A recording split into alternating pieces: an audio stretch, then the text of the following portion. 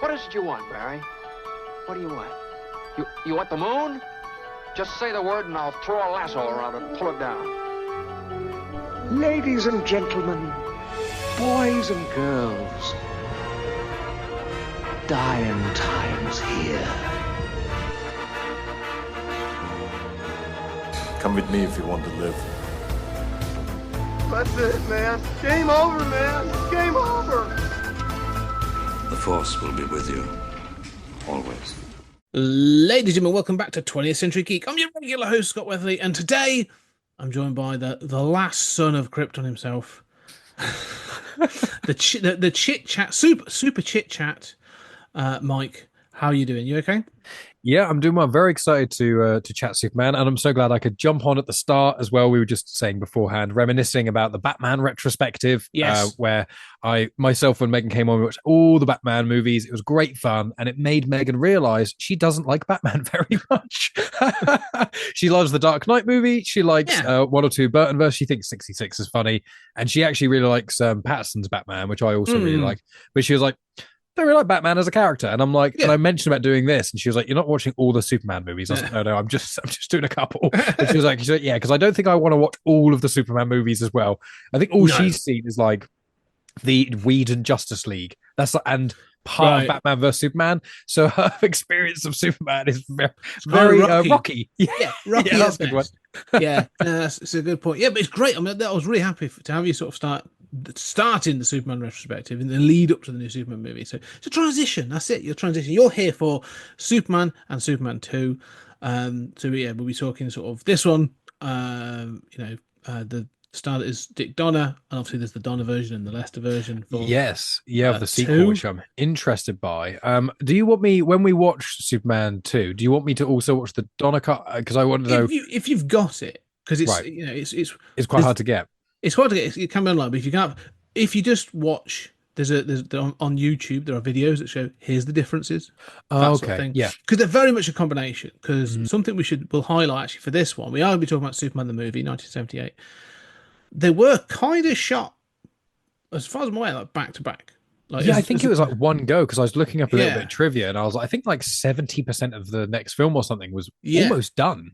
And I know there's a lot of behind the scenes weirdness that went on, because I was looking up when I finished. I was like, I won't watch loads of YouTube stuff because I want my opinions on this to be fresh, because this is the first time I think I've actually watched this the entire way through, apart from when I was like a really, really young kid. So it's quite fresh for me. There's certain bits in this that I either forgotten or actually haven't seen.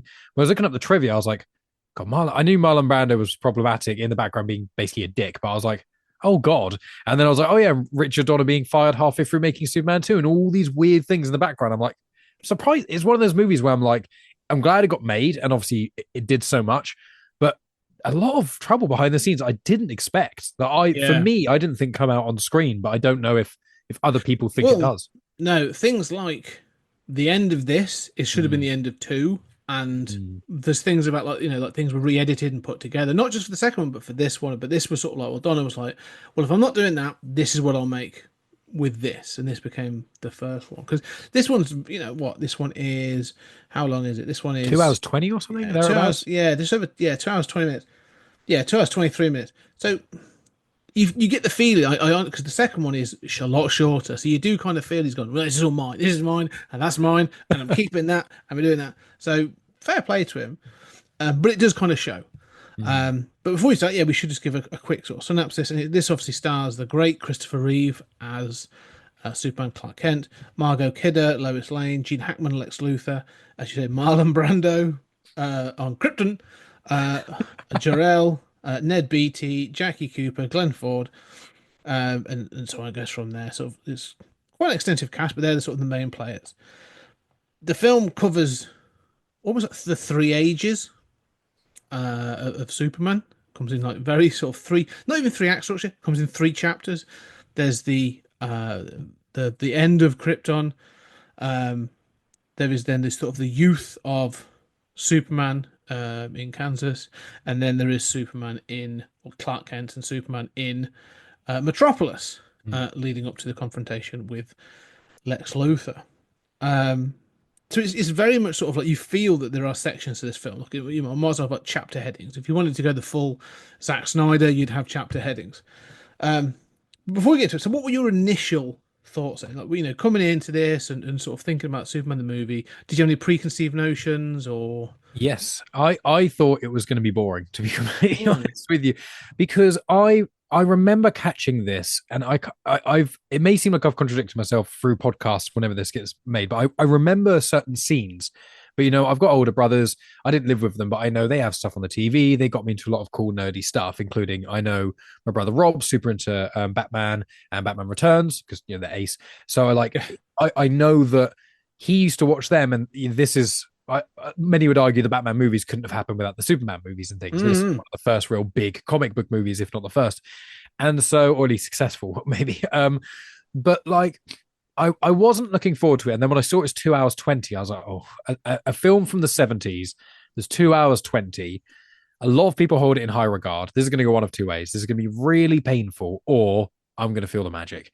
Yeah. And, Megan was definitely not looking forward to this, but I didn't want to put her on the pod because I was like, if you fall asleep partway through this or stuff, you don't have to pay full attention. If you want to cook dinner while watching it, that's okay. No problem at all. I watched this a couple of weeks ago, but going in, because I remembered certain little bits and clips of things, but I was like, is it going to be that good? But I will say I did enjoy this a lot more than I thought I was going to.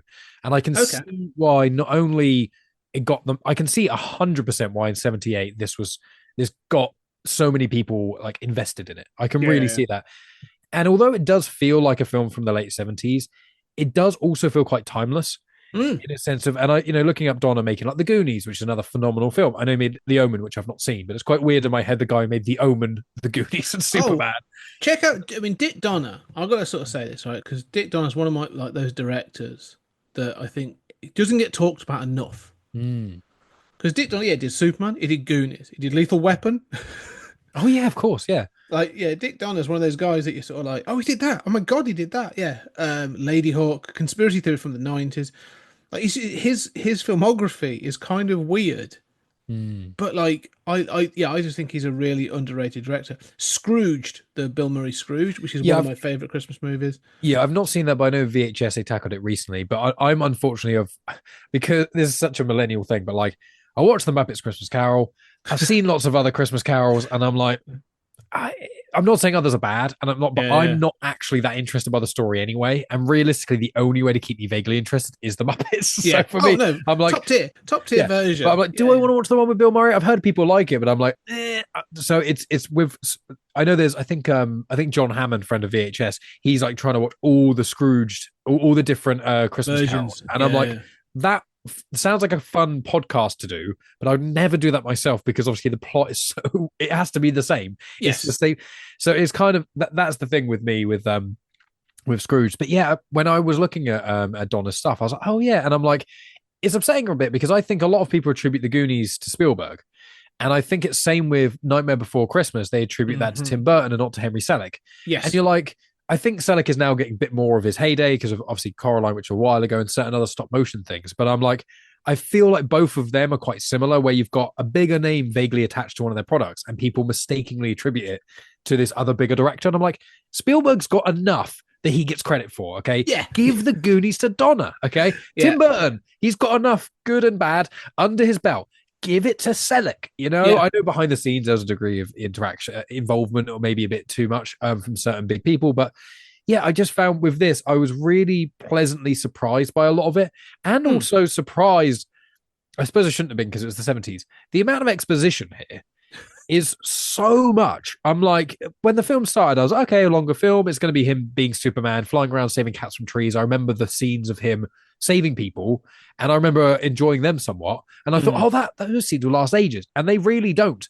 And there's so much on Krypton, and I'm like, I find it so entertaining. I know you made the joke about Krypton that so many times in this, where even like I'm not the biggest Superman comic fan. I've probably not read his heavy hitters, so that's probably why. And I haven't been that interested by most of the movies necessarily. But like when I'm watching this, I'm like hearing them pronounce stuff, and I'm like, I know comic books were not that cool in the 70s necessarily, but I'm like, but surely, like they had the people who I think people who created Superman involved in this. I'm like, why? It's written Krypton. Why didn't you just say it like it is? There's lots of little moments like that where there's inconsistent pronunciations of things. And I'm like, I don't even care that much. But for me, it's annoying. I could imagine if the internet was a thing back then, the nerds would be rallying, going, how dare Marlon Brando pronounce it Krypton? You know, Marlon Brando would have been, it'd have been cancelled. Let's be clear. Oh, yeah, 100%. Oh, God. He doesn't get, I love the fact that, like, this is one of the things I do love this. I do love this film. And I think like Marlon Brando is one of those guys that sort of, they brought him on to have a name attached because, you know, even in '78, like Gene Hackman still was sort of like a known commodity, but wasn't like a, you know, a superstar. Christopher Reeve was kind of a, you know, a bit of a nobody. But he's not even in the opening credits, is he? The first, it comes up because it comes Marlon Brando. I was like, he's in this film, is he? I was like, I remember him being in like a flashback. And then Gene Hackman, I was like, isn't he Lex Luthor? And then it says Superman. And then it says Reeves, and I was like, "You shysters! You absolute." Christopher Reeve was not the to get third billing in your own film is kind of harsh. But yeah, Brando was meant to be the get. I mean, you know, you had like The Godfather and everything else. He does not give two shits about this film. Unfortunately, he's like, I'm wearing this, you know, I'm wearing this sparkly suit. I'm fine. Like he just gets on. He does it. He does fine and stuff. But like he had some gravitas. But you know, we'll get to it when I get to it. But like Russell Crowe playing Kal-El, playing Jor-El is, you know, he's like, oh no, this is actually, you know, important to the film, and I will, you know, stay on sort of like on piece. But this whole opening, watching it back, I was curious because obviously the you start with the trial of Zod and his two sort of cronies, Non and Vonda, and so I was like, oh, okay, yeah. It kind of sort of thinking they're not even in this film. That's what I thought. I was like, the Diamond of Doom. I was like, that's in this film, or the aggressive rhombus, whatever you want to call it. I assume in the next film, because the Phantom Zone, they're after the Phantom Zone. Yeah, so is that because I know the Phantom Zone as a concept, but is the thing they're in the Phantom Zone, or does that thing take them to the? It kind of doesn't. It's a version of it. Yeah, but you like, right. I like you said that. Yeah, they're basically in the rhombus of solitude. I remember seeing that, and I was like, I'm sure that it's Luthor in this, and Zod is in the next one because he does the, you know, a son of Jor-El, kneel before Zod, a son of that bit. I'm like, I remember that, and I'm like, I'm so sure that's the second one, even though I openly have not seen the second one. I don't think at all.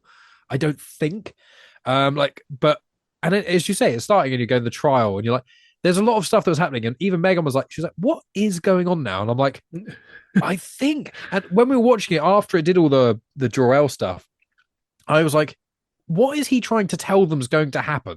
How soon after him saying that does Krypton blow up? I was like, it feels like you spent a lot of time like exposition dumping these early bits that aren't really relevant, and then you rush past the destruction of Krypton, and then it's just it was a bit disjointed. Yeah, oh no, yeah. And I'm like, can you? I feel like I when I was looking up this, I was like, I remember the Donner cut being a thing, and I was like, but the Donner cut I was certain was the second one, but this one feels like there is a director's cut, isn't there? Like there is. I think the theatrical cut and the director's cut, they're marginally different. Like it's okay, right. But I still think all this stuff you're seeing at the beginning was originally intended to be in 2. Right. Okay. Yeah. All this trial stuff at the beginning, I'm sure was going to be sort of like, you know, previously on Krypton was going to be like, you know, or like, you know, however many years ago, and you're going to get a flashback of this trial, and then that would kick off the second film. But like, I have this feeling like Donna was like, no, I filmed it. It's mine. I shall put it in the film and be, you know, to be damned with you. So they kind of like cornered them into doing his part for 2. Like the studio Warner had to do Zod and everything for 2 because they had this section at the beginning of the first film. So right, I don't know. It feels like that. But I also agree that they sort of go the period of time on Krypton at the beginning of the film. I don't know how long it is because there's a part of me going, why is he involved in this trial if he knows the planet's being about to be destroyed? This all feels kind of sort of superfluous, but fair enough. Yeah, and they seem to almost be like, oh my god, you've done so well. You're the just your executioner kind of thing for Zod. Amazing stuff. Oh, by the way, you know, really bad stuff's gonna happen. We don't care what you say. It's like, but weren't you just showing how important he was to this? Why is he wearing a shiny spandex and like punishing these really big criminals, but you're literally not listening to him at all. And he's like, I've got this evidence. We don't care. Okay. Suddenly, everything's blowing up. And you're like, I will say the scene of Krypton blowing up, Cool. I loved it. It's so cool. The amount, and it goes on for ages. And I was like, this is really brutal. Like, this is actually quite horrifying. I think it's just like a PG, this film. I'm watching it, I'm going, this is a 70s PG, which is really a 12A. And you're like, there's bits where people die and there's like people jumping off and smacking into things. I'm like, this and screaming, like, this is really horrible. And it's like horrifying to watch. Like, I know this is fiction and it's old and stuff, but I'm like, this is a lot to deal with. And it goes on and on. And I'm like, okay, I get the planet's exploding, but I don't need to see every person die. Because all the entire population of like, here's someone burning to death and it's not graphic, but like the implications that are all there. Like you say, things are cracking up, people are falling into holes and all that kind of stuff. Like, it's quite impressive. Yeah, like really well made. But it does kind of just happen out of nowhere. Like, oh shit! Like, okay, well, but they don't Jor-El really hadn't guessed that close. No, and you're like, also, if he realized this and there was time to figure out, I don't know if I missed it, but is there an explanation as to why they send off Kal-El, but Jor-El and his wife couldn't leave as well? I'm sure in the comics there's a really clever explanation, but I'm like, yeah, I was like, no, they've never. It's kind of just. For story reasons, really. I mean, each story will give it its own twist. Like, you know, we only have enough energy for one pod, or this is a prototype pod that we could put him in, or there's all those kinds of reasons. Like, yeah, technically they could have done. Because again, don't forget, in the comics, Kara Zor-El, his cousin, is also sent off in a pod and stuff. So it's not like, you know. Yeah, it's kind of almost the. I think of it in terms of, and Dragon Ball Z steals this from a lot of other things like Superman, but it's like, you're the last surviving Saiyan. Okay. Oh, and there was another one as well. Oh, okay. Oh, and there's another one. Right. And then every time you kind of come back to the story, like, oh, it's almost like the Jedi in Star Wars. Like, Order 66 wiped almost everyone out. Really? Yeah. But there is about 12 Jedi running around at the time of the Empire. But I thought there wasn't anyone. Yeah, there wasn't really. But here's another person. Oh, and this person was hiding in a cupboard while Darth Vader was raiding the Empire. And what was Ahsoka doing? Don't ask. You know, she was off in this other realm. Okay. What about this Jedi? He had amnesia. And you're like, okay, how many were actually about? And it feels, sometimes I think the superhero, I think it's mainly due to comics, is like, we need to keep writing Spider-Man or Superman or Batman. Yeah. How many times can you bring this person back or say that this was the last this, when actually, little caveat, they were misinformed. There was actually a secret room they never knew about, and that housed the crystal they thought was a new one of. And it's like, I've always hated that every time this happens on like Supergirl, the TV show, sort of did this, where they were like, you know, you're the last one, except for your cousin and your friend and like 4 other people and your dog, and you're just sort of like, really not the last one. I mean, few of you, small population. I understand this is still kind of like, you know, sad, but like, yeah, it does irritate me, like you say, when they come up with some back door for people to have sort of been, you know, oh, I was hiding in, like you say, hiding in a cupboard when this thing happened, or like, oh, I just happened to be down the shops and oops. You know, yeah. I just didn't show up for the last like 30 years because I've just been a little bit busy. It's like, and then suddenly this is the most urgent thing conceivable. You're like, yeah. So I agree with that. But I do like all this stuff though, and I did as well, actually. And the baby in the pod. I mean, the thing I would say is as well about, especially this opening scene, that I think still holds up is this thing. I mean, it's very sparkly. It's very white. It's very disco in that case. But they're all practical sets. This is all solid sets. And so when you know, you've got baby you know, Kal-El in that pod and the top of it starts coming down and all that sort of stuff, I'm like, dude, someone's built this. Like, this is a practical set. Like, you know, there's someone off screen doing all this, but like someone's put this together. Like, there's no computer animated effects. This is all practical. You know, and I think that's really cool.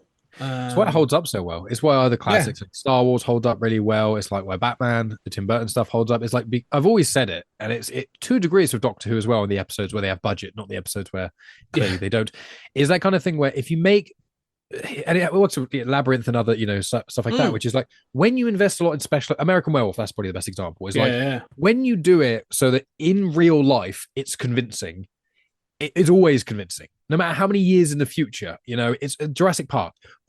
If it looks real in real life, it's timeless yes, in most respects. And that's kind of the folly we found of the 90s and early 2000s is like, oh my god, we can do CGI for a quarter of the price. This won't look terrible. Scorpion King, this won't look terrible. Star Wars the prequels, and it's like these kind of things unfortunately do undo things. But this was just before that, and I did find, if you look carefully, like when he's flying, he's not literally flying, but it actually all legitimately does still look really good. The green screen, oddly enough, doesn't look as bad as many films of modern day with green screen. And I'm like, how have you? There's even films I enjoy a lot, and I watch it and I go, you can see the green screen through their hair or reflecting off their top. And I'm like, this film, especially when you get 70s or earlier films and they get HD remastered.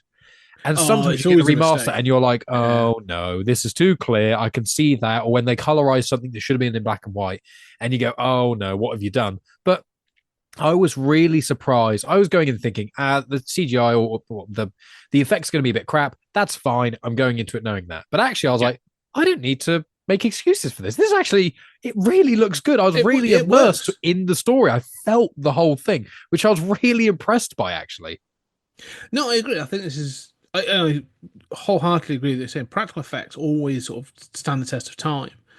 There are a couple of things in this that look a bit, daffy at times. But yeah, genuinely, there are scenes when, like you say, I'm looking at this and saying, this was made in 78. I've seen films that were made in 98 that still use relatively practical effects that look worse than this, and it's ridiculous. But I think what that contributes, in my mind, to how epic... This film is an epic. Yeah, 100%. And I think that contributes to it. Like, the sets in this constantly feel sort of good. Not just sort of Krypton, but like Fortress of Solitude later on. Lex Luthor's sort of underground library. Library lair thing is awesome. It's cool. It's a subway station. It's an old subway station that's partly underwater, and it's brilliant. Love it. I think that's all a practical set, so they can move around and they can do stuff, and I think it just makes things it just makes them feel more tangible, which makes it sort of feel more real, grounded in an odd way. Moving on then from Krypton, so it gets blown up, baby Kal-El fired off into space. And one of the things I think that this film, I always forget, and I always think that, like, whenever this story is told, and there are other stories as well, is that when you have like an origin story, like, if Christopher Reeve's Superman by the end of the film is like 35, right? It's early on, let's say 30, 31, 32, right? I think it's supposed to be 32. That means that when he was a baby, it's 32 years previous. So if this film's in 78, so when he landed on Earth, it was the 50s. And so but there's so often you read a comic or you see a film and they go, here's them as a kid, and you go, cool, it looks exactly the same as it does now. Like, you haven't taken into consideration the fact that this is 30 years previously. This does, again, where like that, and it's only a very small section, but like with the truck and the clothes and sort of like, the younger Ma and Pa Kent, like they go, it's clearly gonna be the 50s or it's 78. So yeah, it'd be sort of like, the sort of the 50s, late 40s. So again, you have that feeling of time passing as he sort of gets older and stuff. But what are your thoughts then on this sort of this period of young Clark Kent? Yeah, I mean, it was interesting seeing when this is gonna sound really odd, but like seeing a young naked boy walk out of the meteor. I was like, oh, okay, and then he's proper naked, like Nirvana baby cover naked. I was like, okay, all right, yeah, okay. And it just took me back a bit because I just wasn't expecting that at all. 70s, and mate. then, It's the 70s. I know, and I was just like, oh, okay, cool. Moving on from that. But I thought it was one of those things where Jonathan, I think, was barely in it, but I think he had quite a big impact. And I find that like when I remember Superman, I always think of Christopher Reeve, but for me, the Superman films I've seen the most is Henry Cavill. And so I just remember the origin story with him and Jonathan. Like I always say with Man of Steel is, and I know you're tackling that later on with someone else, but I'm like, I think the first half of Man of Steel is fantastic. But once General Zod comes into it and they're punching each other through buildings, it just becomes just terrible. And I think it's the biggest waste in a superhero film I've probably ever seen. But the whole way Jonathan dies in that, the whole weird tornado thing, I'm like, I don't understand why he did that or what that achieved. And I'm like, when you see this, you go, it's so simple. A heart attack. You can be a god. You can't save someone dying from a mortal thing. Spoiler alert, in Buffy the Vampire Slayer that happened. And it's one of the best and most heart-wrenching moments in the whole season. Yeah. And it's so brutal because she's like, she can defeat the ultimate evil, but she can't stop a stroke. And you're like, that's the brutal reality of what a lot of, I think, these films miss out on. And, certain origin stories have to have a thing happen. Spider-Man, it has to be the kind of Uncle Ben mistake that makes him realize, Batman, he has to have his parents get in front of him. But with this, where it's just like, Jonathan just has to die before he really comes of age. And you go, this heart attack thing is so perfectly done. Why would you change it in the future? I don't know. I know Zack Snyder likes to go over the top. Zack Snyder, Grant Morrison loves this. So if you ever read All-Star Superman, like it's in there, that's the kind of like, this is the thing for Morrison as well. Like Park Kent's in it, but it's in there. But it's this idea, exactly as you say, that you cannot be everywhere at once. You can't save everybody. And unfortunately, the one person he couldn't save on this day is his father. And so it's tragic. I mean, it really is. It's that point, isn't it? I mean, one of the things we'll get around to it again, but like it's the sort of the instigation for him to wander into the wilderness. I mean, let's not be there. Right, if ever, like granted, Siegel and Schuster, two Jewish immigrants in the 1930s, were writing this. All right, it wasn't intended to be a Christ metaphor, but if ever this Donna clearly did.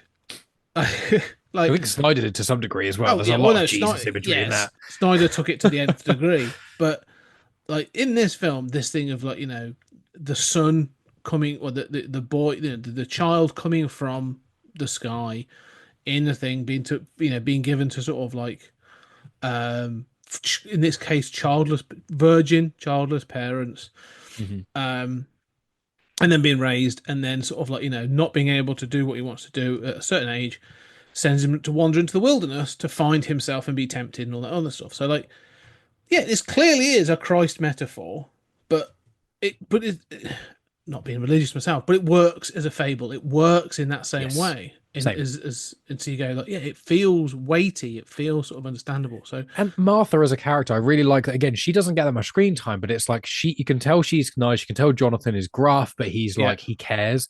And I found it really sweet where she was like, we've been trying for so long. I've been praying and we finally got a child. And I'm like, that I don't know if that detail is in the future ones, but I really like that. So that's really nice. That's just that makes Superman even more human, that his parents, his adoptive parents genuinely wanted a kid. It wasn't like, oh, we opened the door and there was a baby in the basket, so we have to raise it. It was like, no, they really wanted it and couldn't. Yeah. And they just kind of came to terms with that, even though Martha was still praying that she would get one.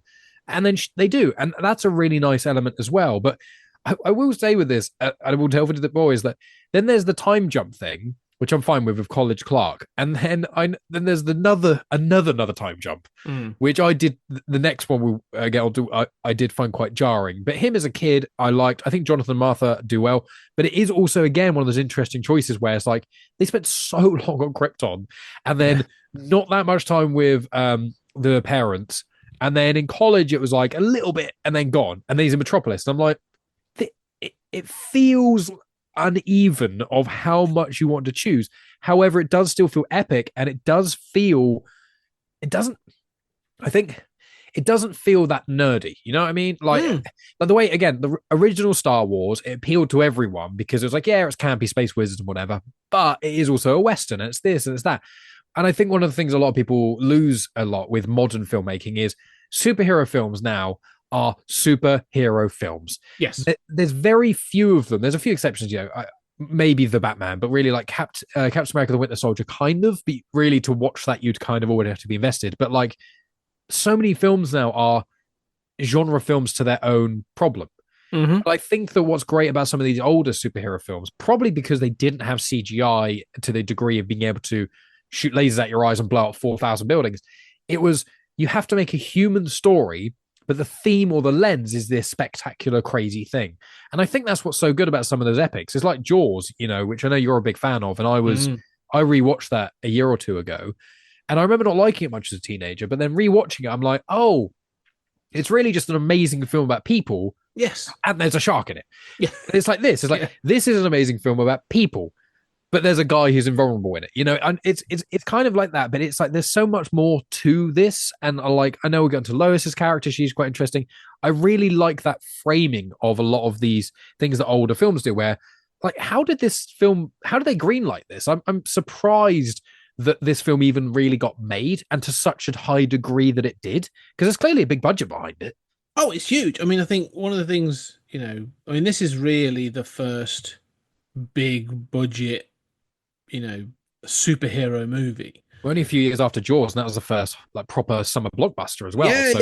Yeah. I mean, before this, up until sort of like the 60s, superheroes had gone through their sort of camp, silly Adam phase. West. Adam West as Batman. You'd seen all sort of like the serials. It was considered to be kid stuff, and obviously comics had sort of become, you get into the Bronze Age in the 70s, and they were tackling sort of more political issues, sort of Green Arrow, Green Lantern stuff, and Denny O'Neil and Neil Adams Batman and all sorts of stuff. So DC in particular was really coming into its own. In Marvel, you'd had like Luke Cage being introduced, Black Panther had come into it.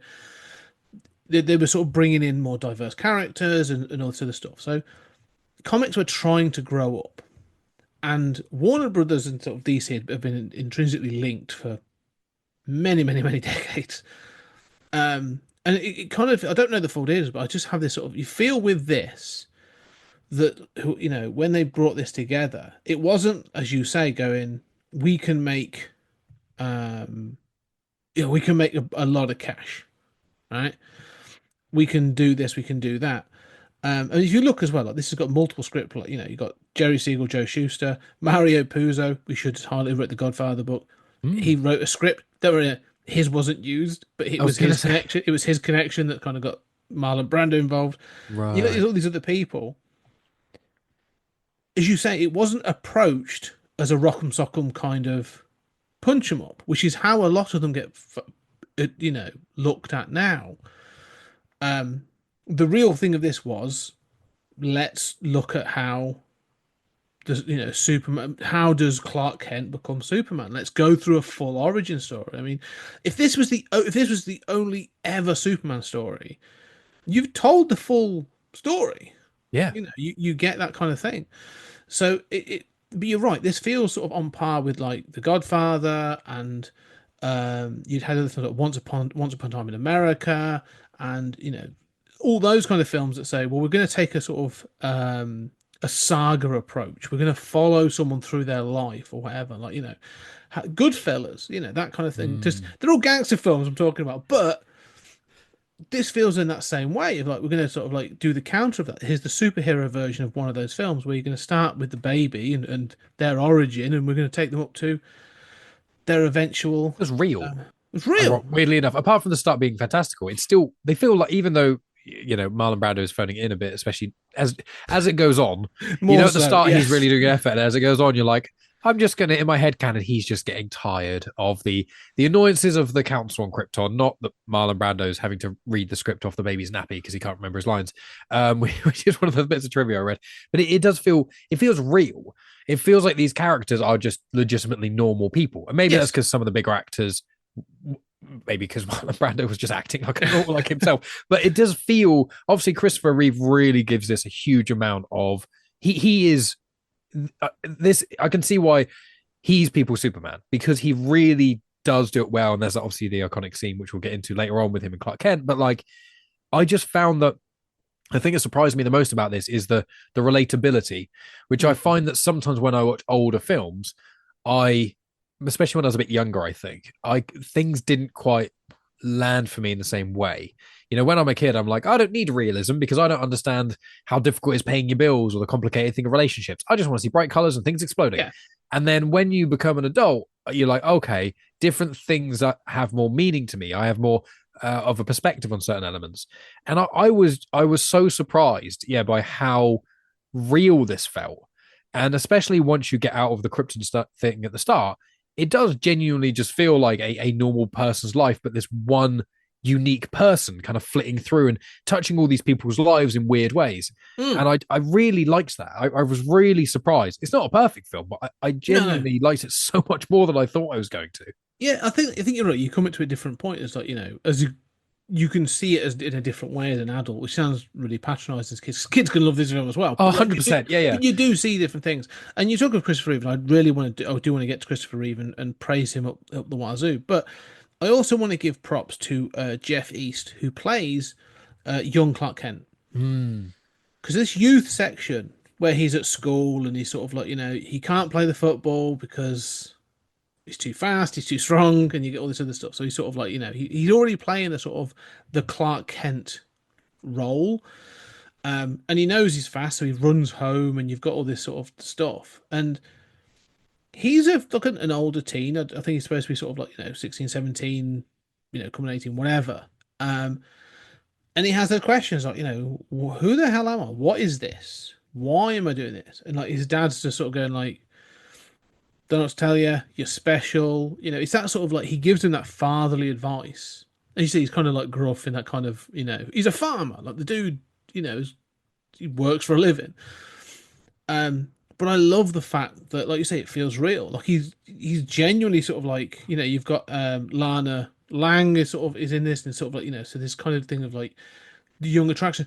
You can totally 100% see how someone watched this part of the film and went, I should make a TV show of this. Yeah, no, definitely. Like Smallwood is so, you can, that obviously expanded into a whole bunch of other stuff. But when you watch that first season of Smallville. Yeah. Smallville. When you watch that first season of Smallville, I'm totally going, oh, you sat and like really watched this section of the film. And it works, as you say. It's like a family. It's a small family on the farm, and you get that relationship. So when Jonathan Kent keels over, it breaks me every time. Seriously, like it bothers me, because then he's sort of like, Ma Kent. She's Martha's on the sort of the decking, the porch of the house, and she sort of and he just couldn't be there, and it really sort of breaks Clark.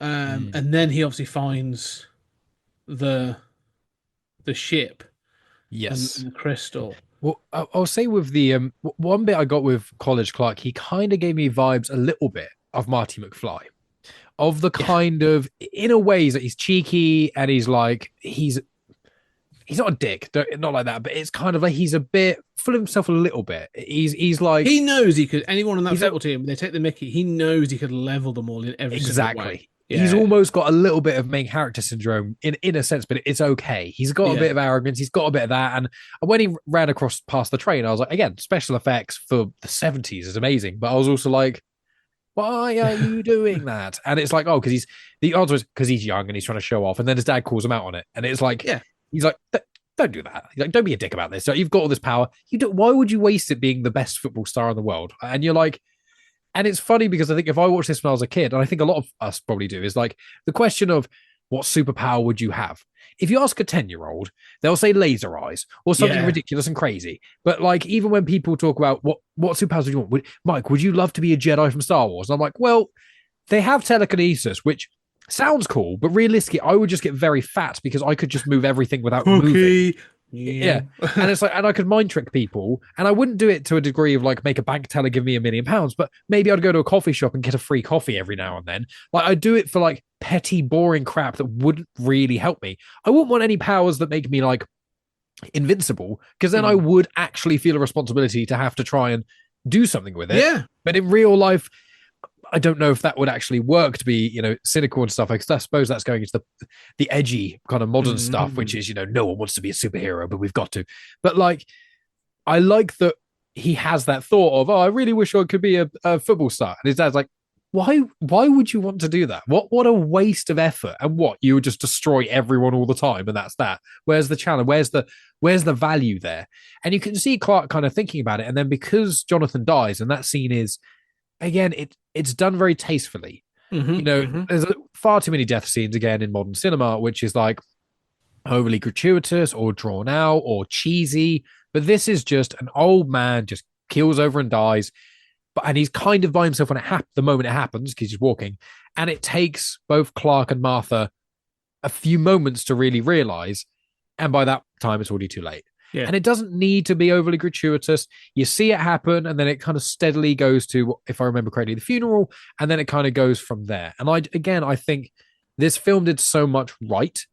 And I can see that. And whenever I'm very interested to hear you guys talk about Superman 3 and 4, because I'm looking at the ratings, because this is the only one I've seen in detail. I go, yeah, this is rated really well. 7.3 on IMDb. Yeah, it deserves probably an 8, I'd say. But yeah, good. And then Superman 2 is rated a little bit lesser, but still, it's rated quite well. And then Superman 3 and 4 is like rated horrendously. And I know that certain friends of ours are like, they don't even watch Superman 4 ever, or like Superman 3 is just not good. And I'm really interested to see like what wrong lessons were learned. And it's going to be an interesting case study for you and doing this retrospective of like, how is it they made that mistake with the first big superhero films ever? And they keep doing it. Like genuinely like we're nearly half a century on from this film. And still then people seem incapable of learning the things about this film that worked really well and the things that I assume don't work well about the sequels. And filmmakers are still making the same mistakes. And I'm like, I'm no filmmaker, but I'm like, I can see what elements of this film are appealing and what things we don't need more of. And it's so interesting kind of to see that from a modern take in a way. Well, it will be, we'll get to when we get to them, but 3 and 4 are an interesting beast. But I think the thing is with this franchise, and this is often the case with superhero franchises, they blow their load up front. Yeah. So you go, here's the big bad, and you go, brilliant, what we're going to do for 2? And you go, don't know, because let's look into like Batman's fine because you've got like a whole rogues gallery, but you've got to be careful because some of them are quite fantastic. Like you can't go, okay, we're going to do the Riddler very sort of, like the Batman. What are you doing for the Batman 2? Right, we're going to do Killer Croc and Mr. Freeze. And you go, well, it doesn't kind of work. You've got to be very careful. Superman's fine, but Superman doesn't have like as a recognizable rogues gallery. Like, you still have to start right, you've done Lex Luthor, you've done Zod.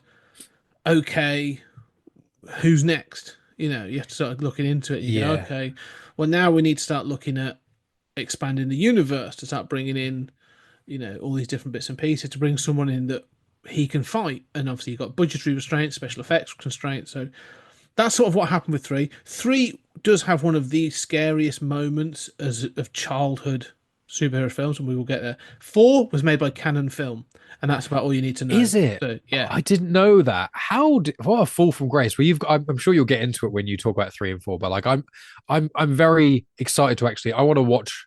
I'll have to do it when Megan's gone to bed because she's not going to. If I say 3 and 4 are considered terrible, she will not watch that. So I'll have to watch them just so I can experience it in real detail to see how they felt. But Canon, it surprises me because I'm like, this film I assume did really well. I assume the second one did really well. Yeah. And then, maybe the third one maybe fell off. But Canon, I mean, I will get to that here, but I'd love to, please, at the start of 4, please give me information just for me. We will cover how that all happened. How that happened, because, it's a fascinating story how Canon Film Group got hold of Superman. I would not have guessed that. But anyway. But we do get this other thing. Like you say, he finds the ship. And this is the definition, like, they define each of these chapters. It's like, this is that moment. It's almost like the ship, it almost like it activates the AI that is his father or the ship or whatever. Because it's his lowest moment. He's grieving. He's lost that mentorship that he had from his adoptive father is sort of like gone. So what does this, how does he sort of use his powers going forwards? And so he finds a ship, and then he sort of packs up and he goes off into the wilderness and goes up to sort of the North Pole I have many thoughts on this. This for me looks incredible, this whole scene. This next 5-10 minutes is probably the weakest part of the film for me, I'd say. So this is the creation of the Fortress of Solitude, the AI that is the floating head of Jor-El, Yep. And yeah, what are your thoughts then? Because there is an important element to this, and it also leads up to something I wanted to talk about. It's one thing I want to say. I've got a note here that Megan wanted me to mention as well. So at the start, she said, "Oh, it feels quite." She was like, "This is Superman." She's like, "This feels really Star Warsy," and I was like, "Okay, I can see where that comes from." But then she said, "No." She said, "No surprise." By the way, yeah, because obviously it came out the year after, and it was such a massive thing. But I was like, she said something really interesting. I forgot to mention, which is basically until he gets to Metropolis, every ending scene feels like the end of a film. Yes, because the music, she was like the musical choices and the fade out, like when he's talking to Martha and he's like, "I'm going to go off to Metropolis," or "I'm going to go find myself," or whatever. The music playing, she's like, it feels like the end of the film, but it also does it at the end of the Krypton. It also does it when they find him, and it's just the music in this obviously is fantastic, but it is odd choices for each part.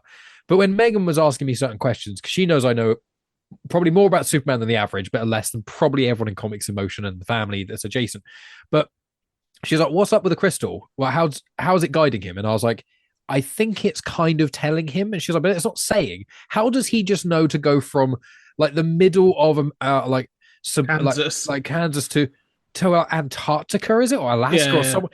And she's like, "How does it guided him? What is he doing? How?" And I'm like, "I don't know."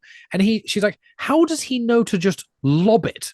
She was like, "This is a really precious crystal to him that's like a connection to his whole family, and he just lobs it into an icy lake. For what reason?" And I was like, "I think the crystal kind of tells him." She's like, "But couldn't it have a voice to tell him?" And I was like, "I don't think the crystal works like that."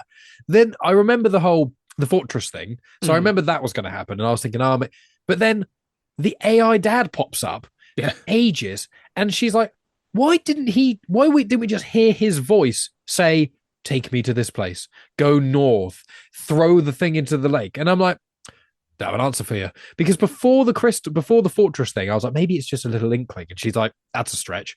But then when his dad's head pops up, and it's like, that is when it really feels like Brando's phoning it in. But when that happens, and the special effects look surprisingly quite good for the time, actually. And when that happens, I'm just like, okay, Megan, I can't think of a reason, because if the crystal can do this, there's no reason why we couldn't hear the voice. But then also, this is the biggest exposition dump I've maybe ever seen in a film. But it tells you, I love that the exposition dump tells you the entire first part of the film. I know. It's just telling him, and I'm like, but surely it would be more. I watched this. Yeah, wouldn't it be more clever to like have just Jor-El send off Kal-El and saying that the place is exploding, whatever, then do a flashback to the first scene we saw with his talking over it? That would have actually made a lot more sense, and probably editing wise, maybe would have been better. But that's more modern editing. That's a very modern editing. The flashback kind of thing. Yeah. But it was just odd. There was so much talking, and I was like, I'm bored with this, and I already know the story. But I'm like, this is not interesting. This is actually quite boring. I agree. This is the weakest part. And then he's there for 12 years. 12 years. And I'm like, he's there, and I'm like, how?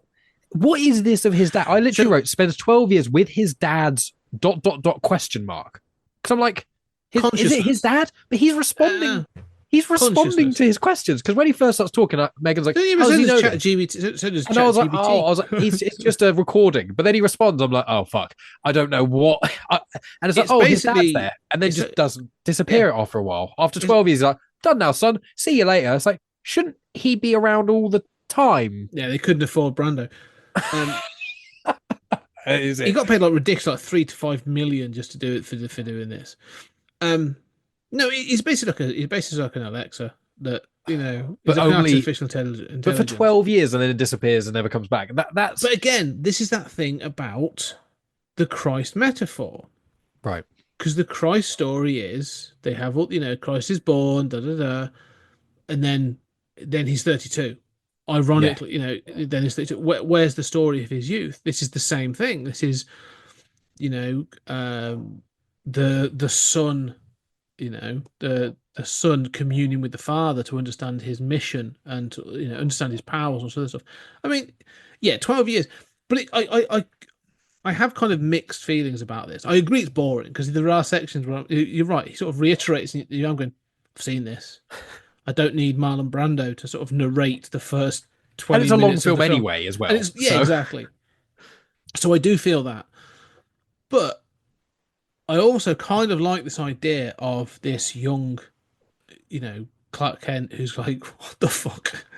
Like this is I've now got to acclimatize to this. I've got to understand all this. Like this is a real paradigm shift in my understanding of not just who I am, but like how the universe works. Um, and so I appreciate that it's not just like I had my Spider-Man powers on Thursday. By Sunday, I was running around climbing walls and doing With a sprints. montage. Yeah, exactly. Like this actually says no. There were 12 years for you to become Superman. Like you had to master all these things. You've learned the philosophy and the science and all sorts of stuff. And because one of the things that's kind of like key to Superman in the comics, and this is very Silver Age, sort of early Bronze Age sort of Superman styling. So, this is kind of like that 60s into the early 70s Superman. Is that like, he's not just punchy kind of thing. Like, he is sort of, because he knows he can do that. He knows he can punch a hole through you and sort of that. But he tries to negotiate. He will, he will have that sort of knowledge and all that kind of stuff. Like, and he will do investigations and all this kind of stuff. So like, he is this sort of, it's not shown in this, but in the comics, he will save like the city of Kandor. Like, he will preserve that, and he has it in the again. I highly recommend All Star Superman by Grant Morrison because it gives such a great view of how this character does in this thing. It's like there's a zoo of all these species he's been able to sort of save and protect from all over the universe and that sort of thing. Like he is just this, and then he helps study them and does stuff. Like he's a humanitarian, but like on an intergalactic scale. And so that's kind of what these 12 years are. It's like I'm taking you from being you've learnt your human bit, and you've had like Jonathan Kent has taught you well on how to be a good human. We're now going to give you 12 years of giving you your Kryptonian history and who you are to be in the fuse. So that I think I like the fact that they are saying like it's going to take you 12 years, a decade of learning to be a better whoever. But doesn't that completely undo? I don't disagree with you, but another big issue of this I have, which is it takes 12 years and stuff, is like, then what was the point in that robot thing when he's being shot to Earth, telling him the whole history of everything, if he then doesn't know any of it and he has to learn it all again? I'm like, I don't. Oh, I agree with that. Scrap that. Yeah, I agree. That's what threw me off, because I was like, he's a baby. He's not going to remember this, is he? And I thought he was going to get the crystal, get to the Fortress Tube, some sort of beam was going to go in his head and go, I remember it all. But it's like, no, you have to spend 12 years learning all this. I'm like, what? Yeah. Where'd that come from? So that is, again, I'm complaining about this bit because there's not as many other parts of this film one can actually complain about. No. So it's much easier to like jump on this bit, because like this bit sucks a bit, because the rest of the film, apart from the ending, is actually really good. I have a major issue with the ending, which I think a lot of people have the same issue that I have, but we'll get there. We'll definitely get to that. But I wanted to touch on the music as well. Yes. Because the Superman theme, or the Superman march, is I mean, John Williams is God. Yeah, the dude's just like, I went to see the London Film Orchestra perform John Williams music in the Lichfield Cathedral a couple of weeks ago, and it was phenomenal. Goosebumps when the Superman theme comes up. You've got Indiana Jones, you've got Star Wars, you've got Home Alone, you've got Jurassic Park. I mean, it's endless. Jaws. Yeah, the dude, him and Spielberg have just conquered like the 80s, and I think John Williams' music is Harry Potter. Like he's just multi-generational, and so I think his music's great. But this theme in particular, like granted, the opening of this, at the very beginning with the credits, is long, and it goes through the whole theme. Much 5 minutes. Sort of, it's mad. Much like Star Trek the movie does the same thing. Where like Star Trek the motion picture, like it's the whole sort of like there's like a 5 minute sequence at the beginning. It's just the credits, and they're going like, but the music's cool. And you go, it is, but I don't need that much of it. Like we'll move on.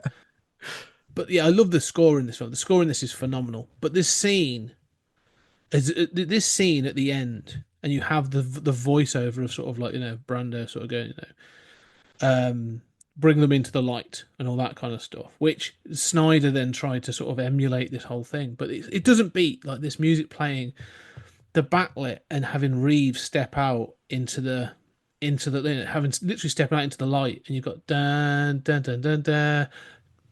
Fucking gives me even thinking about it gives me chills. It is incredible because I didn't remember that specific, but I remember the fortress coming out the Arctic, and I remembered some of the things we're going to talk about in a bit. But I was like, it works really well. And even Megan commented, she was like about the music, and I was like, oh, it's John Williams. She was like, oh yeah, that explains it. It's like, everyone knows if John Williams has touched it, the music's gonna be phenomenal, and that's a huge part of why some of these films resonate with us so well. You know, Tony Farina, he's not the only person to say it, but he always says, you know, John Williams is Star Wars. You know, you've got George Lucas and Darth Vader or whatever, but it's John Williams. You know, that's the thing you remember. Indiana Jones, yeah, it's Harrison Ford and Spielberg, but it's John Williams. John Williams, yeah. Everything. When you first remember most of these films, the first thing you remember is the song. Like the first thing, Jurassic Park. I remember the image of the T-Rex trying to get people in the rain, and the theme of it. Indiana Jones. I remember the hat, the whip, and the song. Then Harrison Ford.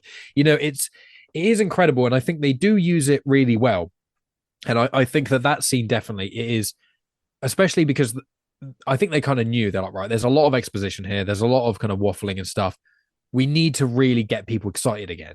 Yeah. And when he steps out, you go, oh, cool.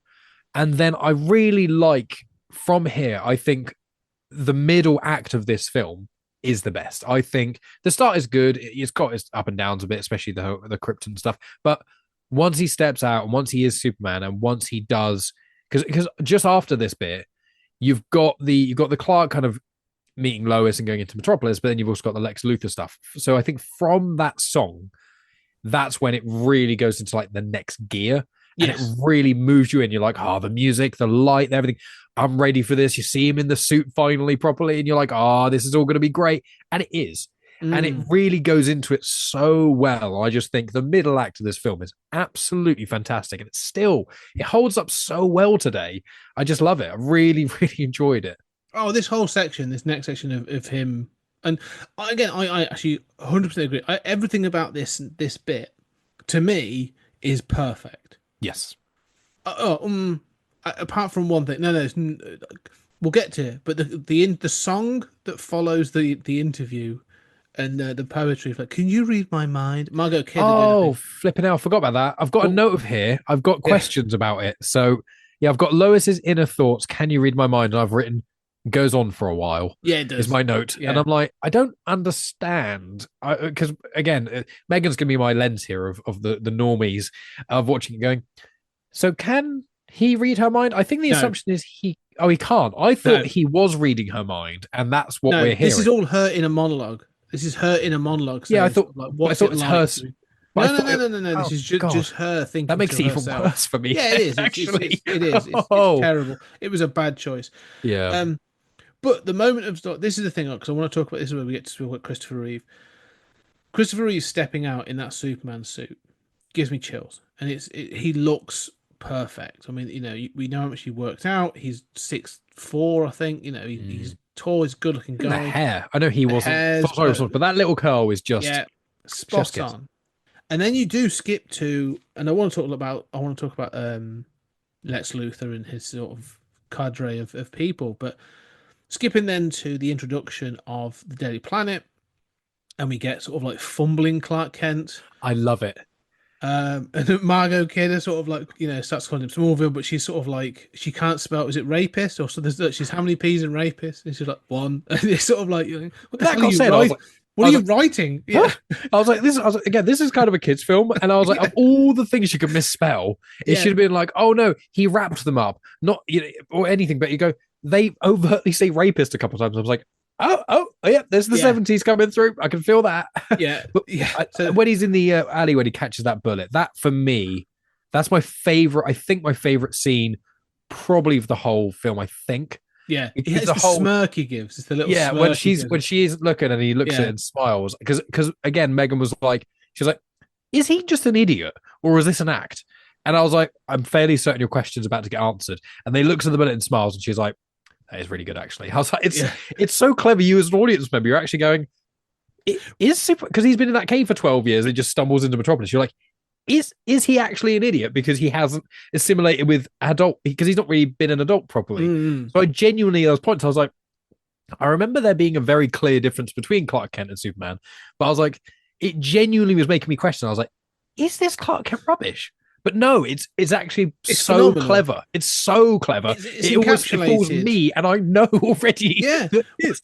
It's encapsulated in the one scene, which is probably one of those famous scenes. The standing up. The standing up Oh. later on when he's in Lois Lane's flat or apartment, sorry, and she's sort of getting ready, and he's being the sort of the Clark Kent, and he just sort of straightens up, and he gains like an inch or two, and the shoulders come back, and he's like Superman. And then he hears her coming out, and all of a sudden he slouches and he puts the glasses back on and stuff. And you're like, yeah, I can completely understand why people wouldn't see Superman in Clark Kent. And he starts to fumble and makes the mistakes and stuff. Christopher Reeve as Clark Kent he's genuinely humble. He's a wonderfully nice person. But I think this is the thing with Christopher Reeve, from what I understand, was a genuinely nice person.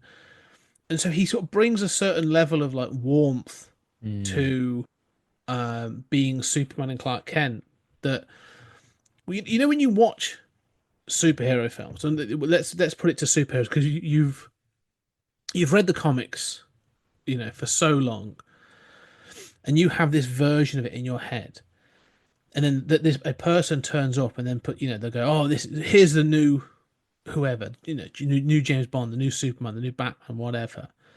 And you go, oh, that's my Superman, that's whatever.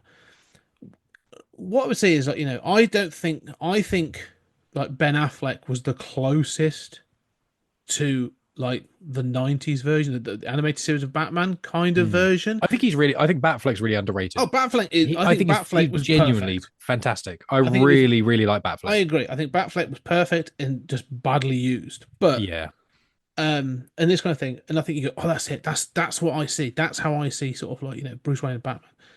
No one's ever beaten Christopher Reeve as Superman.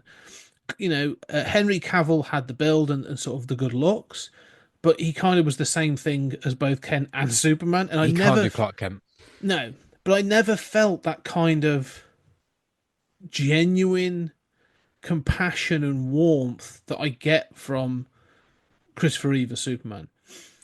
Yeah, I think what's brilliant about Reeves' version of Clark Kent and Superman is both of them feel like genuine. They both feel like real parts of Kal-El, Clark Kent, Superman. Yeah. However, they are just it's almost they're both him. It's more he has to hide a little part of himself for the Superman persona, the doubt and all that kind of stuff. Yeah. And for the Clark Kent, he has to hide the ego, being sure of himself, but he's still the core person, but they feel quite different. Whereas I feel like Cavill can't do Clark Kent very well. I mean, first of all, he's too good looking in a certain way. Like Christopher Reeves is a good looking chap, but he's not like, you don't look at him and go, whoa, that guy. But you look at Cavill. Rob. Yeah. You look at Cavill in anything and you go, he is stunning. You look at him as Clark Kent, you're like, are you hotter than you are as Superman? I don't know. The glasses do nothing. Your chiseled features are cut through. And yeah, you talk a bit slower and you're fumbling a little bit, but it doesn't feel. It feels like Superman pretending to be someone else and failing. It doesn't feel like you are a real person in that way. And I feel that that's been with a little bit of Andrew Garfield Spider-Man, which I think with the three Spider-Men, I think Tom Holland does it best because he can do both Spider-Man and Peter Parker quite well. Yes. I think Tobey Maguire does Peter Parker really, really well. He feels a bit old, but he's not quite as with the Spider-Man. It's not as even. I still really like it.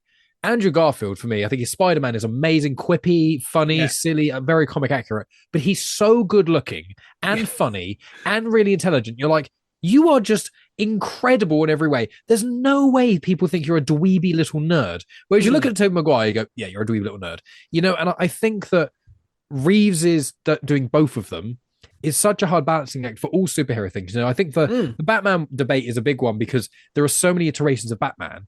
And Keaton does do a really good job, but I don't think he does them both that well. His Clark, I think that is normally the human air quotes ego is quite often the hardest. Like Christian Bale and Keaton, I think both are good Batmen, but I don't believe they're Clark Kent's, they're Bruce Wayne's quite as well, especially not Christian Bale. And I think that there's more to see of Patterson's one, because he wasn't as Bruce Wayne very much, but obviously he's a very dark place. So we'll see if he gets the balance right. But I really rate Pattinson. But I think with this, it really does show it's something that now seeing the film in full as an adult, I know that a lot of people spoke about it, but I do think it's a hard line to do. And there are so few superhero characters where they actually manage to do them both. I mean, even Daredevil, which I'm rewatching at the moment, series 3, I'm really liking it. But like Matt Murdock, although Charlie Cox is amazing and the Daredevil series is brilliant, Matt Murdock and Daredevil are not different really at all.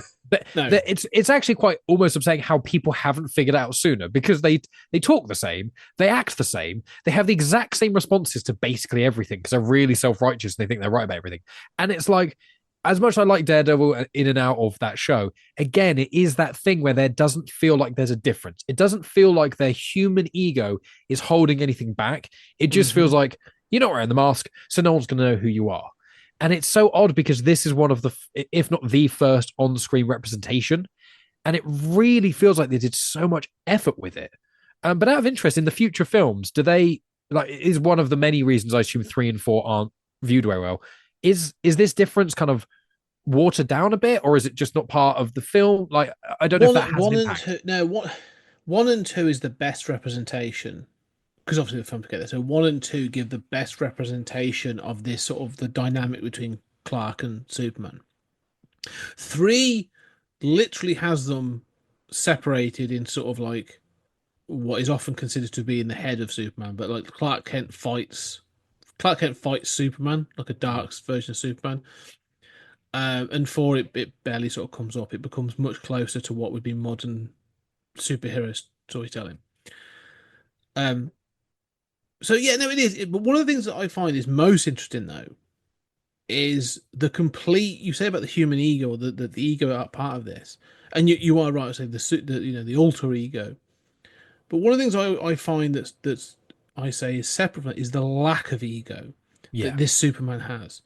This Superman is sort of, and that's why I think it's difficult. People go, "Oh, Superman's boring," or he's too sort of Boy Scoutish and that sort of thing. This is the personification of the Boy Scout Superman. Like this is the Clark Kent, as you sort of say, that'll sort of like go, when they get mugged, give him your purse, Lois, give me your purse. Like it's all, he could just lamp the guy and knock his block off. But he's not gonna do it. Like he literally saves a cat from a tree in this film. And so I just find that, like, even with the Zack Snyder sort of Man of Steel, when I get there, there's an edginess that they have to be sort of like, oh, well, what you do with this level of power. I'm like, it's not about the power. It's about what you do or what you don't do with this power. Like, he knows what he can do, and he doesn't do it. Like, he will decide to do the small things. And yeah, I don't know. I just find this. I always find this the most appealing version of Superman because I find it the most admirable. The one I admire the most, admirable. I find this the same. I feel the same about Christopher Reeve's Superman as I do about Chris Evans' Captain America. Yes, yeah. I feel there's a complete lack of ego in that, where you're going like, no, I can look like a bit of a dork because I know it's, I'm gonna look like the reason. This thing about, like you've said, about the standing up moment where you go, that's cool, or the sort of like the Christopher Reeve stepping out the Superman suit and the dun, dun, dun, dun. The reason all that works is because of everything that's gone into that character. It's the same reason that when you watch Endgame and you see that Cap can pick up Mjolnir and sort of throw it about, or that you hear on your left when he's strapped up the shield in his arm, and you're like, fucking, you're getting all teary-eyed, and all of a sudden the portal's open, and that's the reason the audiences cheered for that moment, was because the Chris Evans had gone, I've got no ego in this. I know that, like, I can look a dog. I can have a scene where I go language and sort of like call someone out for saying something, because it then makes you endeared to that character. And I don't think that, again, going back to what you said about the storytelling and stuff, some people just don't get that anymore. Like, they go, oh, my character's got to be cool and edgy, and I've got to be this kind of character. And you're like, all right, Vin, fuck off. Like, you don't need that. All right, Dwayne, fuck off. We don't need that. Do you know what I mean? It's not the masculinity, I think. I think it is. I think people throw around the term toxic masculinity a lot nowadays. There is definitely some of it. I think people overuse that term in certain respects. But in this, I think everyone could agree there is no No. from Christopher Reeve's Superman. There is no toxic masculinity. And I've been thinking about it recently of like, there's always a discussion of what makes a man, and it's like, well, for me, it's not about being a man; it's being a gentleman. Yes. It's not about punching a guy because he insults your woman. It's about being classic heteronormative kind of thing. But like, it's not about beating the crap out of someone because you're stronger than them, or don't talk about my mum like that. And it's not about that. It's about not only picking your battles, but knowing what the right kind of decisions are in the moment for everyone involved. Yeah, you could beat the living crap out of someone who's trying to mug, your partner, but that isn't necessarily the right thing to do in that moment. There's a longer thing, and I think Chris Evans, Cap. I was thinking that this iteration of Superman, I feel like has really influenced Chris Evans in his Captain America. 100%. Because Captain America's, he's another character that I think on page, a lot of friends of mine who aren't that into Marvel, they go, Captain America's rubbish. And I go, what do you think there? It's like, what, a patriot who just blindly follows America? I'm like, you haven't watched the films, have you? Because Captain America's actually the one challenging America the most. He's the one who will actually, doesn't even pick up his shield for, Winter Soldier and stuff, when he's like, especially when the Sokovia Accord happens and stuff, he's the one who goes, well, I'm going to go continue to save people, but not under the banner of America or this or that. Mm-hmm. He's the one that really goes, I'm doing the right thing because it's the right thing to do. I don't care what happens to me. You can lock me up, whatever. And when you get someone like Tony Stark, who is a lot more ego about appearances and stuff, that's why I really like most elements of Civil War, because it does that balance. And I think with this, it works so well because you say he's humble, he's likable, and it doesn't, with your link to Man of Steel, it's cool seeing Man of Steel, and he's basically a god. And in this, he is as well. But in this, it doesn't go over the top with it. Apart from the ending, which I'll ignore for the time being, it is, he basically can't really be hurt. But they don't go really over the top with it. The catching the bullet thing, you go, God, that was impressive. But it's not like, oh, he's literally a god. It's not like he's got enough power to destroy the planet. It's just like, he's got a lot of power. You don't really know what it is because he doesn't need to show it off. Whereas it feels like when you watch Man of Steel, from very early on, you just feel like, is there anything that could even hurt him? Mm-hmm. Whereas in this film, it's like he almost doesn't get into situations where you could know that, because that's not what he's about. He's about helping people, not beating the crap out of the bad guy. He's about saving the little person. And again, I think this film really has a lot of heart. Oh, heart, yeah. Reeve is the main part. Well, Madonna, obviously, but like Reeve is really the cornerstone of that. Yes, like he embodies it, doesn't he? Yes. That's the thing. Can we let's talk about? We'll get to Margot Kidder and the others in a minute, because we will transition. But I do want to talk about, so when she Lois Lane gets in the helicopter and you have the helicopter accident and stuff, which is great. And again, practical sets. So that I mean, granted, the helicopter's not off the edge of a building, but it's still off the edge of a set.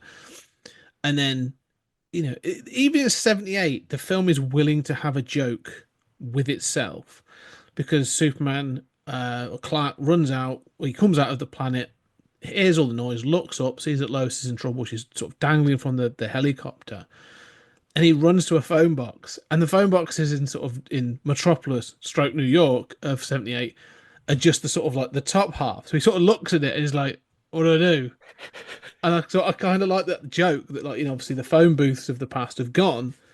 So again, it's willing to have a bit of fun with itself, but he then runs into the rotating doors, and you do get the sort of the moment you're like, yes, this is it. Sort of like, he comes out in a Superman suit and flies off and sort of saves the day. I can't remember if it's then or later on, but you get the sort of the 70s, sort of like almost like a pimp dude, and he's just like, that is a bad outfit. Stuff like that is ace, and he sort of nods to it and sort of takes off. But the saving of Lois, and he catches her, and he says, don't worry, I've got you. And she's like, well, who's got you? And puts her back on the roof of the planet, and again just sort of says, statistically speaking, flying is still the safest form of travel. And like, he's just sort of so calm, just fantastic. But it leads into, and this is what was interesting actually for something else I've been doing recently, it leads into the montage of him stopping crimes. And as you said, they're kind of small. He stops a cat burglar, and I love the fact he sort of stood on the side of the building. He's like, evening. And it runs through. The save of the cat. I think there's some others that he stops. what I recently reviewed, we're doing a RoboCop retrospective, me and Julian, for Stories at Time and Space. And we watched RoboCop, and the moment that RoboCop is revealed in that film, and it has, sort of like, they sort of show it, and he sort of says, "You're going to need a car," and he throws it, and he catches the keys, and he's sort of like, "Thank you," and he goes out. That literally mimics this montage, but like, it's like, oh, Superman going out and stopping crime in Metropolis is sort of like a cat burglar, and I forget what some of the others are, but like it's a series of dual thief, a helicopter, cat, something about a plane, but I think he just waves at the plane. I don't think he's specific. Yeah, No, I think some bank robbers. Doesn't he fly under the? He flies under the wing of the plane, doesn't he? Holds That's it right, up. and corrects it. Yeah. So there's all these sort of things, and you It's watch about saving people. It's all about saving people, and then you watch RoboCop, and it's kind of like a store robbery where he sort of demolishes the place. A woman that's been sexually assaulted, so we shoot the guys in the balls, and it goes on, and you're like, oh, this is the film, like this is Verhoeven, ripping on the superhero narrative. But that even goes to show that even like the influence of this film, to that extent, it becomes so ingrained, this idea of sort of like the superhero saving the day montage, that we see it in so many of the films that like it's even parodied, 10 years later in RoboCop. So yeah, I didn't make that connection because I do love RoboCop. It's one of those films where, again, it's one of the ones that my brothers showed me, along with Aliens and Terminator, all those cool badass things. And I remember really liking RoboCop, but I haven't seen the sequels, and I want an excuse to watch it at some point. Am I right in thinking the first one? Obviously, the first one's incredible. Isn't it the second one's really good and the other two are rubbish? Or I don't want to spoil your upcoming podcast. No, the first one is for me is a 5-star film. Like I legit love the first film. Second one is a good film, but it's made by Kasdan. Oh, Lawrence Kasdan. Lawrence Kasdan. Wow. Okay. It kind of wants to do the Verhoeven thing, but doesn't quite nail it as much as I think. Julian really loves it. I think he prefers 2. It has the best opening of any film. Just if you want to see a film that's mean, RoboCop 2 has the meanest, like, mean streak opening ever. It's brilliant. Like, old woman gets mugged. The mugger then runs over and gets beaten up by 2 prostitutes who sort of like kick him in the face and steal it stuff. Like it goes, and then it goes through. Very mean, and obviously written by Frank Miller as well. So yeah, I recommend it. The third one's awful, and then the reboot we're about to do this weekend. So I'll call my heels a little bit on that one. But I do feel that the Superman 78 is definitely an influence on sort of the first RoboCop film. But yeah, I do that. That montage is phenomenal. I really like it. I love it. I really, again, this is why this middle act is one of my favorite things. I loosely remember the cat tree saving bit, and I remember thinking, oh, is it going to be? This going to be a bit cheesy. When you see it, you go, oh, actually, this is really nice. Like it's nice to see that he cares. That's another big thing that I think is missing from Man of Steel and stuff. It's not like Superman just keeps saying he cares about humanity, and you're like, but you really just want to beat up bad guys that are going to hurt them. It's almost like a possessive. It's not quite put across that way necessarily, but it feels like almost Man of Steel is like he's so powerful, all of humanity are children, and he's having to stop them hurting themselves or a big bully beating them up. In this film, it's more like Superman doesn't view himself as better than anyone. No, he's just like, I've been raised right, and I've luckily got these powers, and I just want to help people where I can. Whereas a Man of Steel, it's like, I'm so powerful, I will stop the world ending. And you're like, okay, ease up. And I think that, again, is where it gets lost a little bit. I think, the thing is, like, this feels like Superman. Man of Steel feels more like Miracle Man. Alan Moore's Miracle Man. Oh, that's a good comparison. Very nice. Yeah, definitely. But let's move on to some of the players in this film. Yeah. I think that they are really important. And, of course, the first top one is Margot Kidder as Lois Lane. Margot Kidder does appear, I think, in all 4 of them, possibly 3 of the 4. But her Lois Lane, again, feels very sort of definitive. Yes. Like, she's a ball of energy and very assertive and all that kind of thing. She's great as Lois Lane. I agree. And I was going into this, I didn't remember anything really about Lois Lane before watching this. So I was a bit concerned, especially because of the age of the film. I was like, is she just going to be a damsel in distress? And obviously there's a helicopter scene and things. But she can be in distress, but she never feels powerless. At Mm-hmm. every point, she's always like, it really shows it. One of the first times you see her properly is the mugging scene where he, catches the bullet. Like, she is not scared. She is genuinely willing to try and fight someone with a gun. Like, I wouldn't do that. No. I would, if someone's got a gun on me, they could just have whatever. I'm not going to try and as they get distracted, kick the gun out of their hand. Like, no. I'm just have whatever. She is really badass. She's got a lot of kind of, in certain respects, Sigourney Weaver energy from like Aliens onwards. She knows who she is. She's a fully realized person. And I think that's why Clark Kent gravitates to her, because it's like, he's not yet.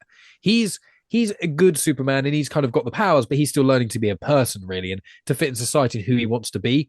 She knows who she wants to be. She's intelligent. She's feisty in all the best ways. She can take care of herself. She just, in this film, she gets into a couple of situations that are so unusual. Obviously, a helicopter crash, no one can take care of themselves in that. But there's never really a point, even when, as you said earlier, even when Superman saves her, she's not like, oh, thank you, my hero. She's like, who's okay, you're helping me, but who's helping you? She's always thinking. And I really like that. It feels almost like after this film, a lot of female protagonists almost recede from this. Because from what I've seen in films after this, I mistakenly thought when, Sigourney Weaver and certain other, big action stars who were women come into it, it was more so sort of 80s, 90s-ish. But actually, I was really surprised how much agency she had and how intelligent she was and how much she would stand up for herself. And I genuinely wasn't expecting that at all going in. That was a concern for mine before rewatching it. No, that's a good point, because I think that, it could easily fall into that kind of trope, couldn't it? Like, she's there to be saved. And you're right, she's not. She's definitely not there to be sort of just a sort of eye candy or anything like that. She's there to be as a sort of as a character, and she drives part of the plot, and she's there to sort of challenge Clark and Superman.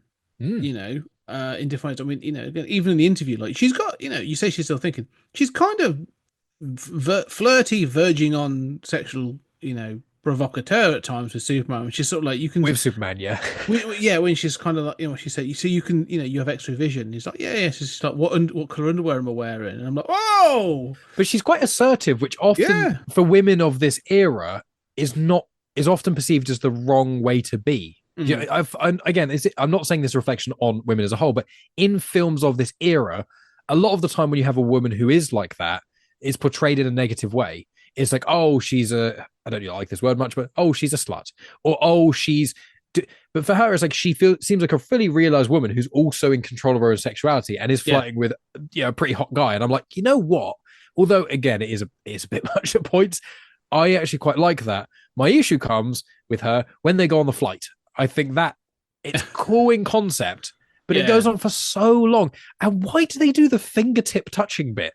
It completely ruins. I know it's a fantasy film-ish. I know it's fantastical. But at that point, I was like, I don't know how anyone could argue that makes sense at all. I don't think it does. And isn't she cold as well? It's like, it looks freezing out there. Yeah. Can you read my mind? I'm freezing my balls off. I just, no one likes this bit. It's the sort of single part of the film that everyone's like, it's head scratching. I mean, yes, take her up to the flight, but the whole sort of like spoken poetry thing is so sort of Will Shatner. It's awful. I didn't think about Shatner when you said it. Now you've said it, it's like, it is. It's sort of I do hate it. It's one of the things like, what's funny is if you actually check, and I don't know which version, but the Blu-ray version I've got of this, that section's one chapter. So if you want to go skip, like, they clearly recognize it, like, everyone's skipping over this, get gone. It's dreadful. Like, it's such a bad choice for the rest of the tone of the film. The rest of the film, it's a fantasy, but it's so kind of well grounded for the most part that when you have this, you are kind of like, what is this garbage? Like, why has it gone here? And it does degrade Lois Lane a little bit, because she becomes that sort of like, googly-eyed young girl, which I don't think she is. But it does give us some of those best bits with the interview, as you said, sort of like, some interesting conversations where he sort of like, tells about how tall he is, how he, has to eat and all this other stuff. Like, he has some interesting little bits and pieces. So So yeah, but I think Margot Kidder does a great job as sort Agreed. of Yeah. establishing on this. I mean, I watch her and I think that she's almost like a template for Karen Allen playing Marion Ravenwood in Raids of the Lost Ark. There's such a similar energy Yes. Yeah. in those She portrayals. will Like, challenge the male protagonist without it without her being a character who's problematic, kind a of like bitch. Yeah, someone well, will go, oh, she's a bitch. Temple of Doom is what I was thinking is like I know we had Yeah. the comics on trial discussion of that, and that for me was the tipping point of why I Mhm. don't like Temple of Doom that much, is that when you have someone like Marion who's so again self-realized, and then you get the blonde one whose name always escapes me in Temple of Doom. I can't remember. But that kind of thing, again, it's like you can be... Played by Kate Capshaw. I can't. I was trying to remember her name. No, I can't remember her name. I can remember the Sorry, actress, but I can't remember her name. Yeah, yeah, I think she's self-realized and she challenges the protagonist in the right ways, and yeah. I like that a lot. Especially when of this you do have a counter to. So this is the thing is you have a similar setup. This is what I think is interesting. So just want to say, you've got Christopher Reeves, Superman, Margot Kidder as Lois Lane, and then you have Jimmy Olsen played by Mark McClure. You have that kind of triumvirate. Now, Jimmy Olsen plays a much lesser role in this, but he's there, and he's kind of, he becomes a character sort of thing at the end to be saved. He's more there to be saved than Lois Lane. The counter to this is the triumvirate that Lex Luthor has, and we'll talk about Lex.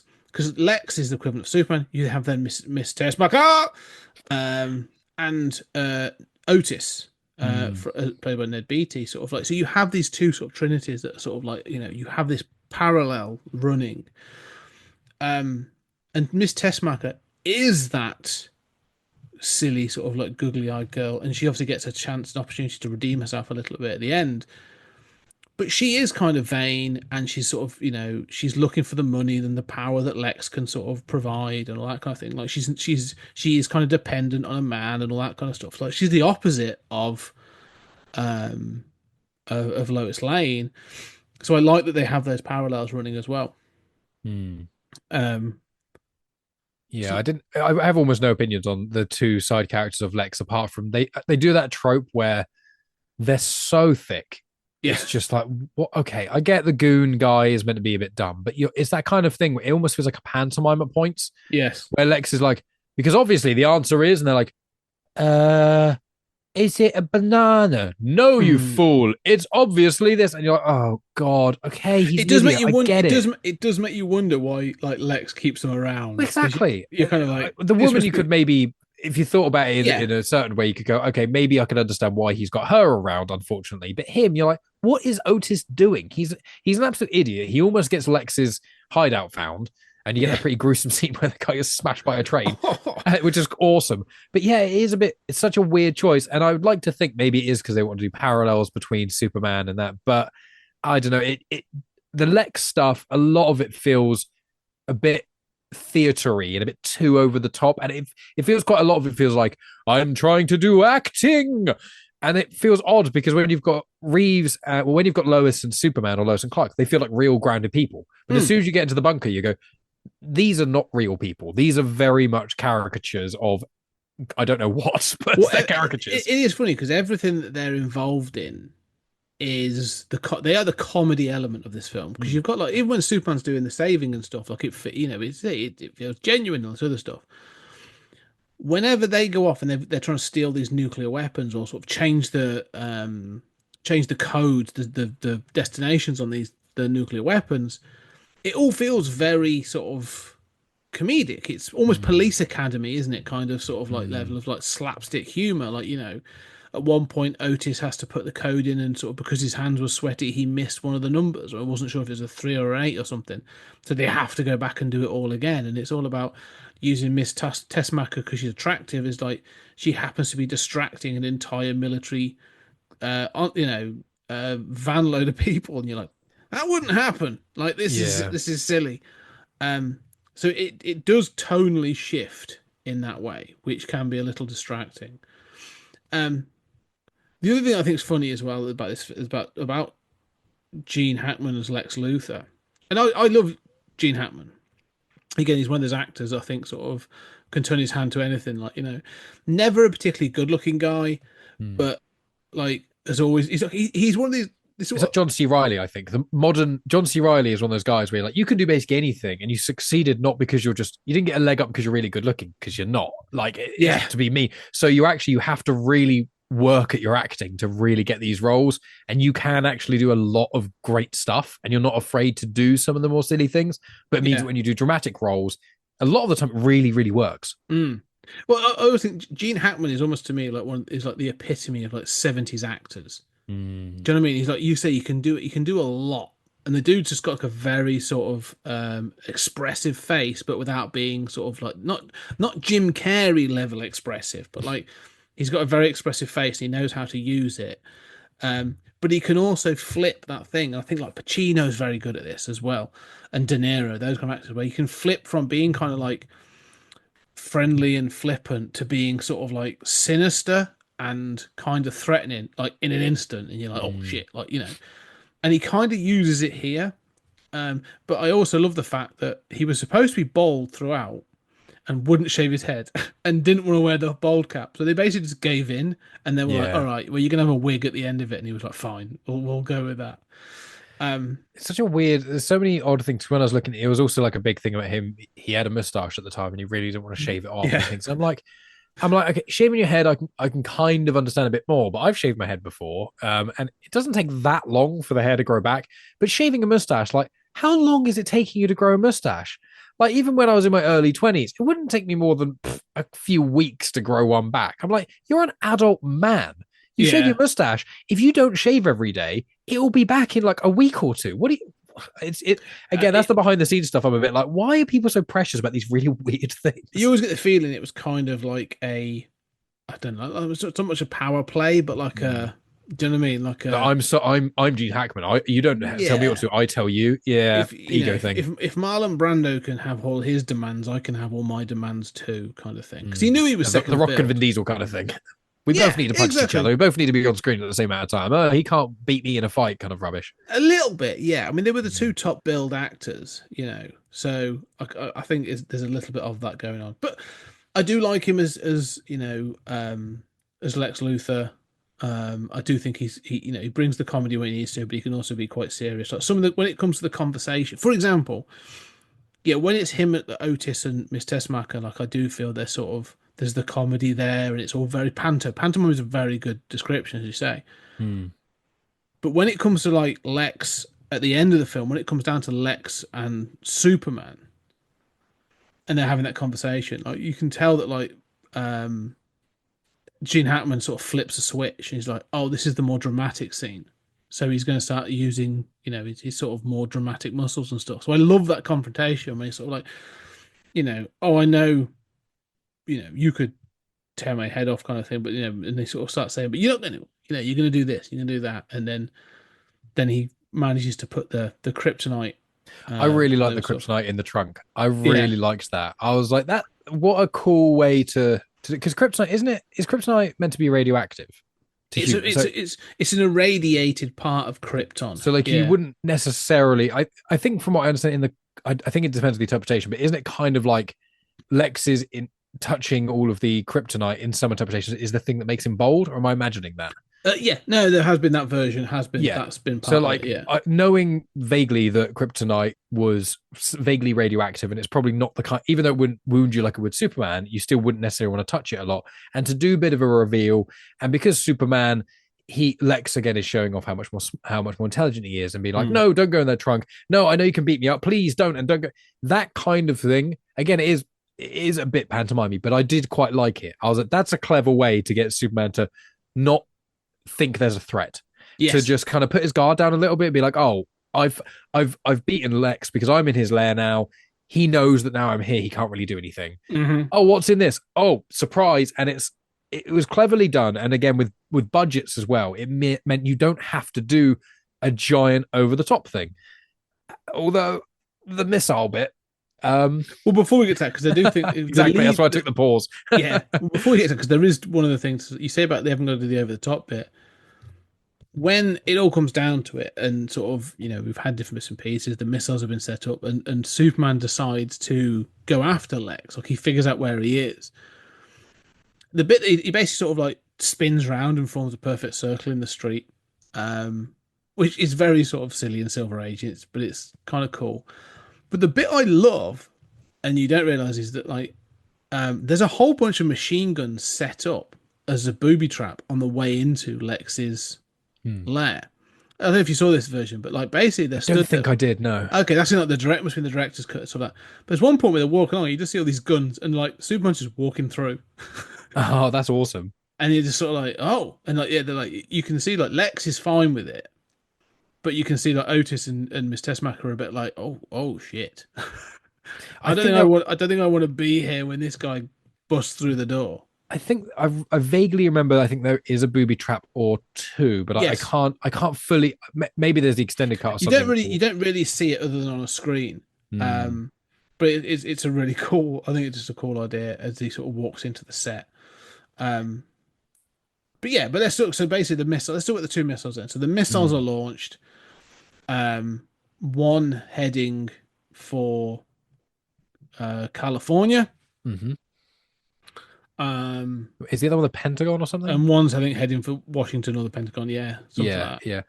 Sorry. I will say, backtrack a smidge. Sorry, is one thing I did really like is when Lex sends out the high frequency noise thing that only Superman can hear. I was like, oh, that's a clever idea. That's a cool. Again, I don't know if it's in the comics or what. But I was like, that's a cool idea to make. I just like that. And then it gets a little bit spoiled by doing I wrote the spinning tomato drill. I was like, I know it's like, oh, okay, as you say, it's Silver Agey and that kind of stuff. But I forgot to mention the high pitch frequency stuff. But yeah, back to the missiles. Yeah. One explodes, and then this is the bit that does lose me a bit because he gets rid of. He's like, it takes quite a while, and the missiles seem to be flying forever, and then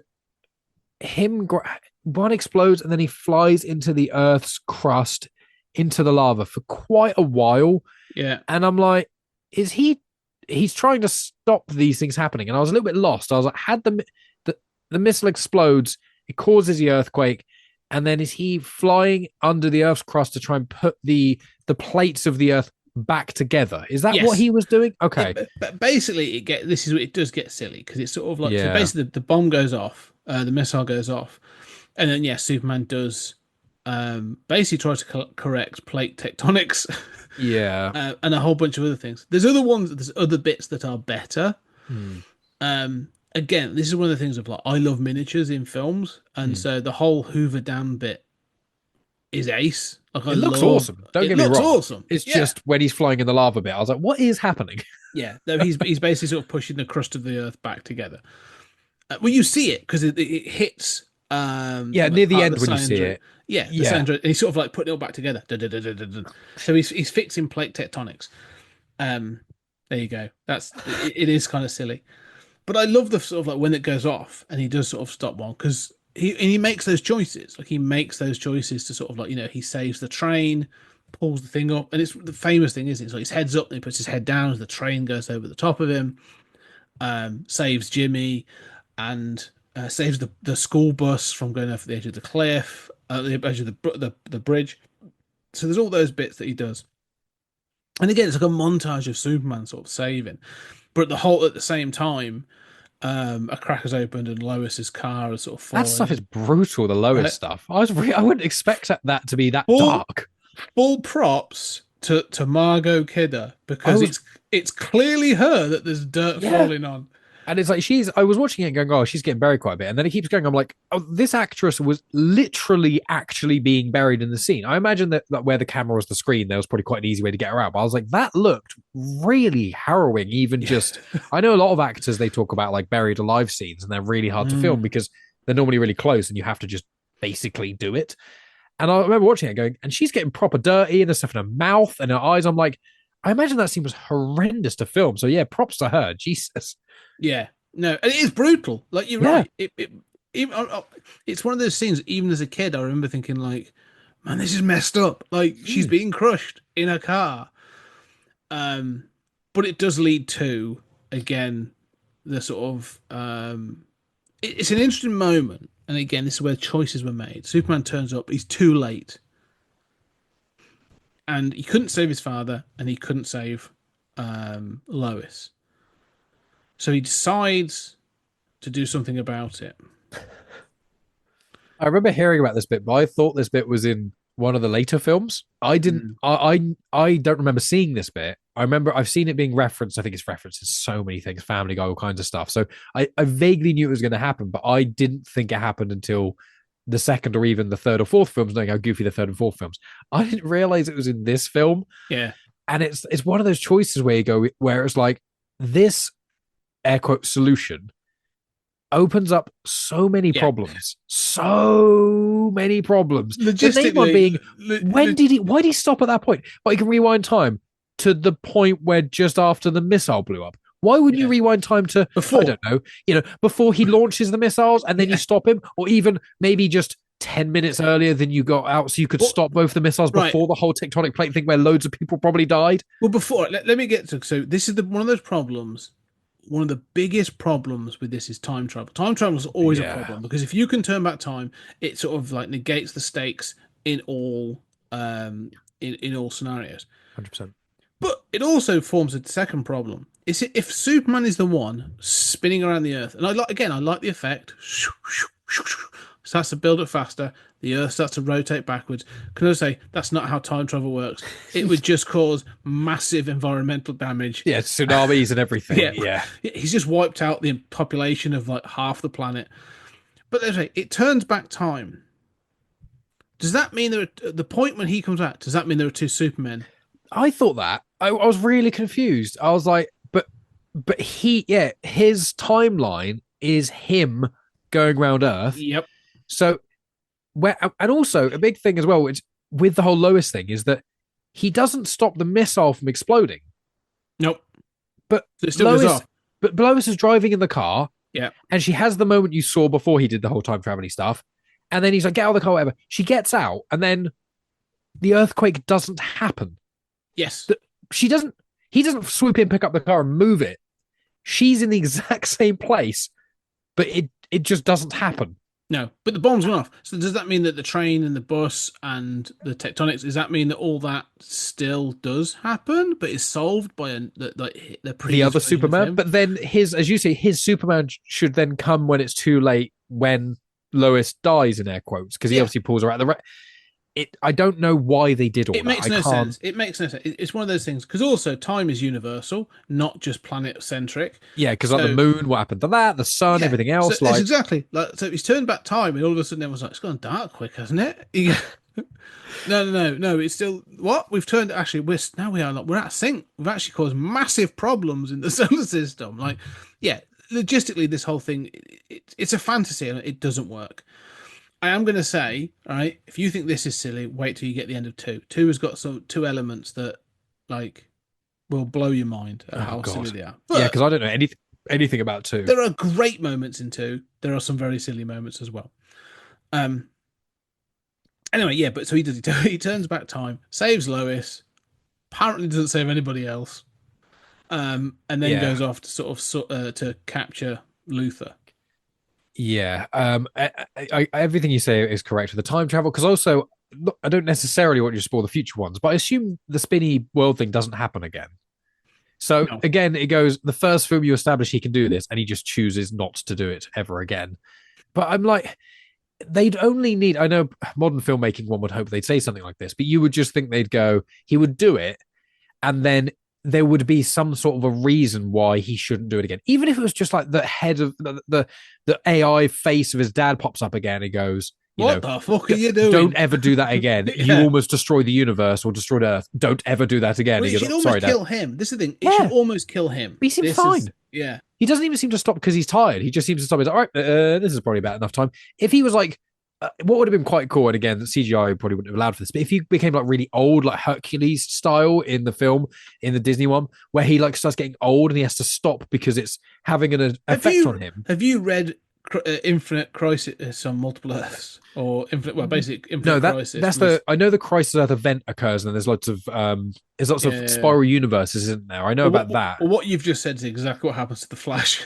Oh, is it? Oh, okay, yeah. Because doesn't he go back in time to try and stop his mum, and that's the kind of the plot. That's the later one, the Flash thing. But no, there is actually sort of a crisis event where they did that, and Yeah, him sort of speeding up to actually sort of solve things. He uses up all the Speed Force, and it ages him until he sort of goes out of yeah. existence. Because I've not read that many DC comics. I've read quite a few of the heavy hitters of the Batman stuff. Yeah. But I've not. I don't think I've read much Superman because I'm unfortunately in that camp of Superman's boring and I'm gonna read some Superman and stuff to try and read some of his heavy hitters. But unfortunately, just the very nature of Superman being he's completely invulnerable, except to other Kryptonians, kryptonite, a few other random minerals, and his love of Lois Lane. And it's like you've kind of written yourself into a corner a little bit. Whereas Batman's just a guy, so you can have anything fight him, and it will have some degree of stakes. But yeah, I found the end of this. I was just like, it doesn't make any sense. It opens up a whole can of worms. It could have been done so much better. And also, what I was expecting this trope of just Lois seems to be dead. He kisses her, and the power of Krypton or whatever brings her back. Or he uses X-ray vision, and he starts her heart again or something. And I was like, any of that would have met, or his saliva heals people or something. I don't know anything like that, because obviously throughout these films they add in loads of random shit like I know there's the S thing he throws at someone. Oh, that's into right. So I know about that kind of thing, and I'm like, okay, I hate the trope in a film where it's like, oh no, they're dead. Let's give her a kiss. She's back to life magically. I hate that stuff. But the only times, I agree. No, but the end of the Matrix, with Neo doing that exact thing. Trinity dies, and he's able to bring her back. Is all part and parcel of it, because again, that being a Christ metaphor is again like, oh, he is the one because he's able to break the Matrix and actually form miracles and stuff like that. So it has a purpose. Yeah. But in this, it's kind of like, it's a silly ending. I mean, it's kind of like a bit of it's a bit of an anticlimax to some excellent stuff that I've really enjoyed. But it kind of sort of takes you the end of the film is when he picks up Luther and. He just flies him straight to jail with no crime. He's just, here you go, guys. It's like, I remember watching that thinking, right, so Superman has the power to drop off a guy to the police station when people at this point probably don't even know Lex did anything. Yeah. And Superman, who's also relatively unknown, apart from doing a couple of random acts of kindness and on the newspaper, and he can drop someone. That's not how the law works. You just pick up a criminal and put them to prison. That is literally like any sense. No, Lex's pushback is, I'm held here without a trial. And they're like, well, yes, no, that's completely true. That appears to be the case. I love the fact he kind of accepts it, though, and then reveals himself by pulling off his wig to be like, I am the criminal mastermind, Lex Luthor. And everyone's like, and you're like, no, what? Again, it comes back to this point of the alter ego. Like, he's not trying to be somebody else, but he thought having the wig on would stop him from being arrested or whatever. And you're like, he's supposed to be the alter to Superman, but it's kind of silly. It's But again, Gene Hackman does it quite well. It looks silly and it's funny. And that's it. And then you get one of my favorite little snippets. I think again, it's one of those sort of snippets of film that has become so iconic. Accidentally iconic almost, in that sort of like you just get a picture of the Earth and Superman sort of flying, and he just sort of looks at the camera, gives that smile, and then sort of flies off, and you're just sort of like, oh dude, for everything for all the little shitty bits of this film, like just that 15 seconds of the movie, you're like, oh man, you've got it. You are so super. I want more. That was what I was like, I am in, and it is. I really liked that, and it is a really nice little. It's so weird because this film. I know the second film when we get to that is going to be quite disjointed in a lot of ways because the Donna stuff and then the other director and all that kind of jazz, which we'll get into. But it's weird because this film, it feels like about 90% of the film is Donna and Reeves' vision almost, and it went. But there's that 10% of just weird little bits that occur, and you're like, what the fuck? And most of it is in this ending. There's little bits in the first act, but there's basically bits of the first act. Lois's inner thoughts, I just can't understand.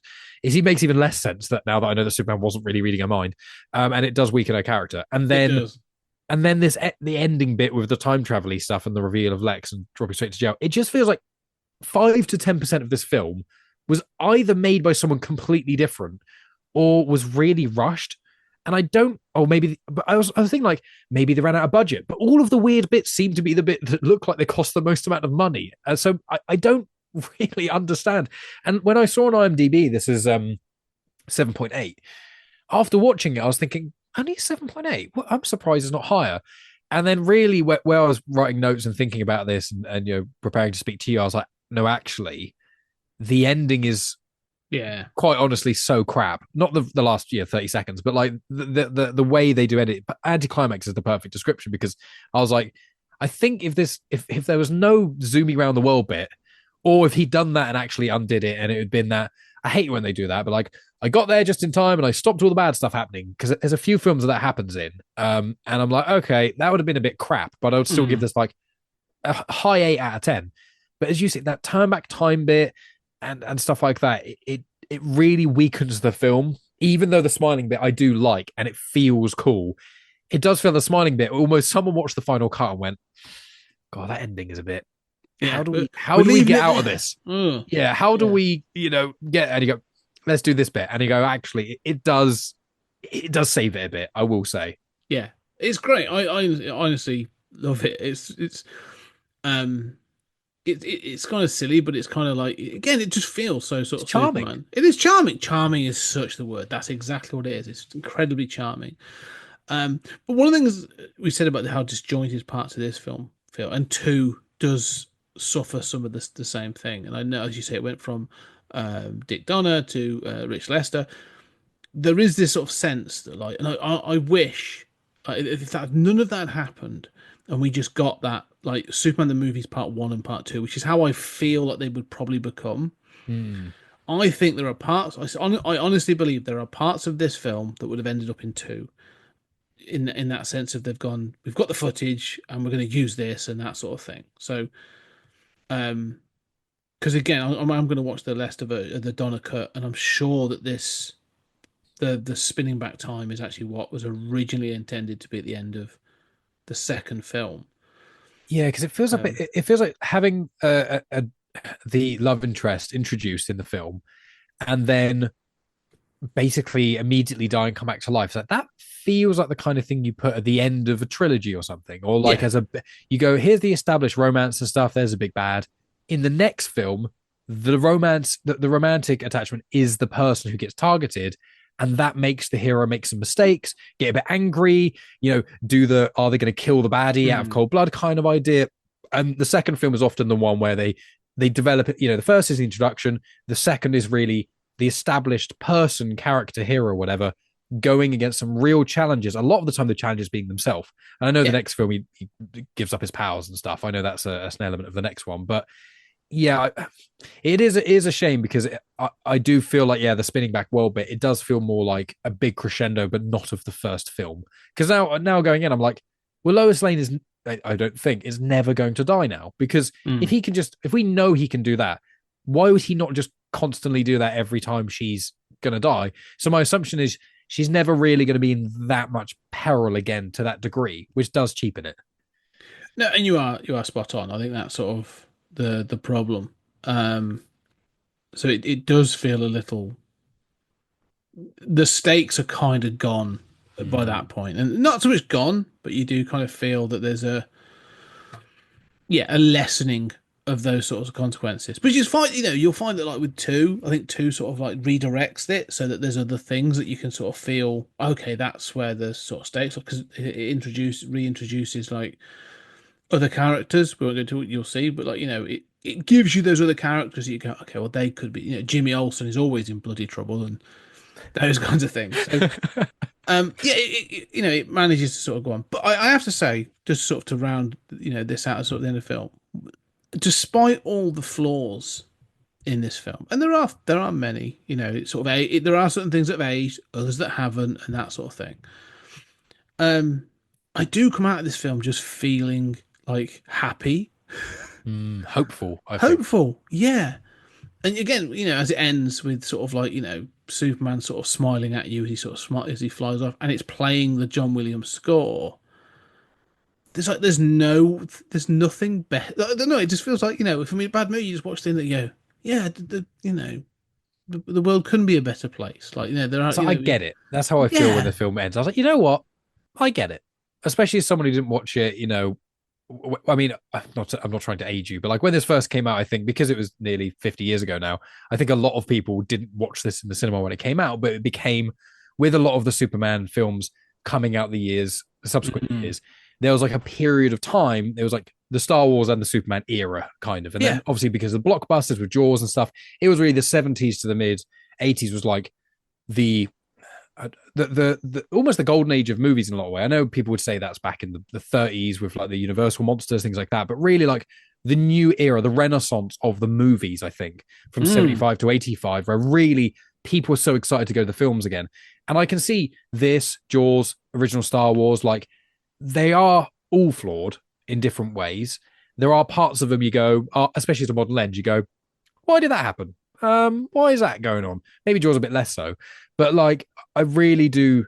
I get the magic of this. I understand it, and again, the turning back time thing is atrocious. But all the other little bits I've pointed out and complained about a little bit, like how come Kal-El got on the little spaceship and flew to Earth thing? I can hand wave that away.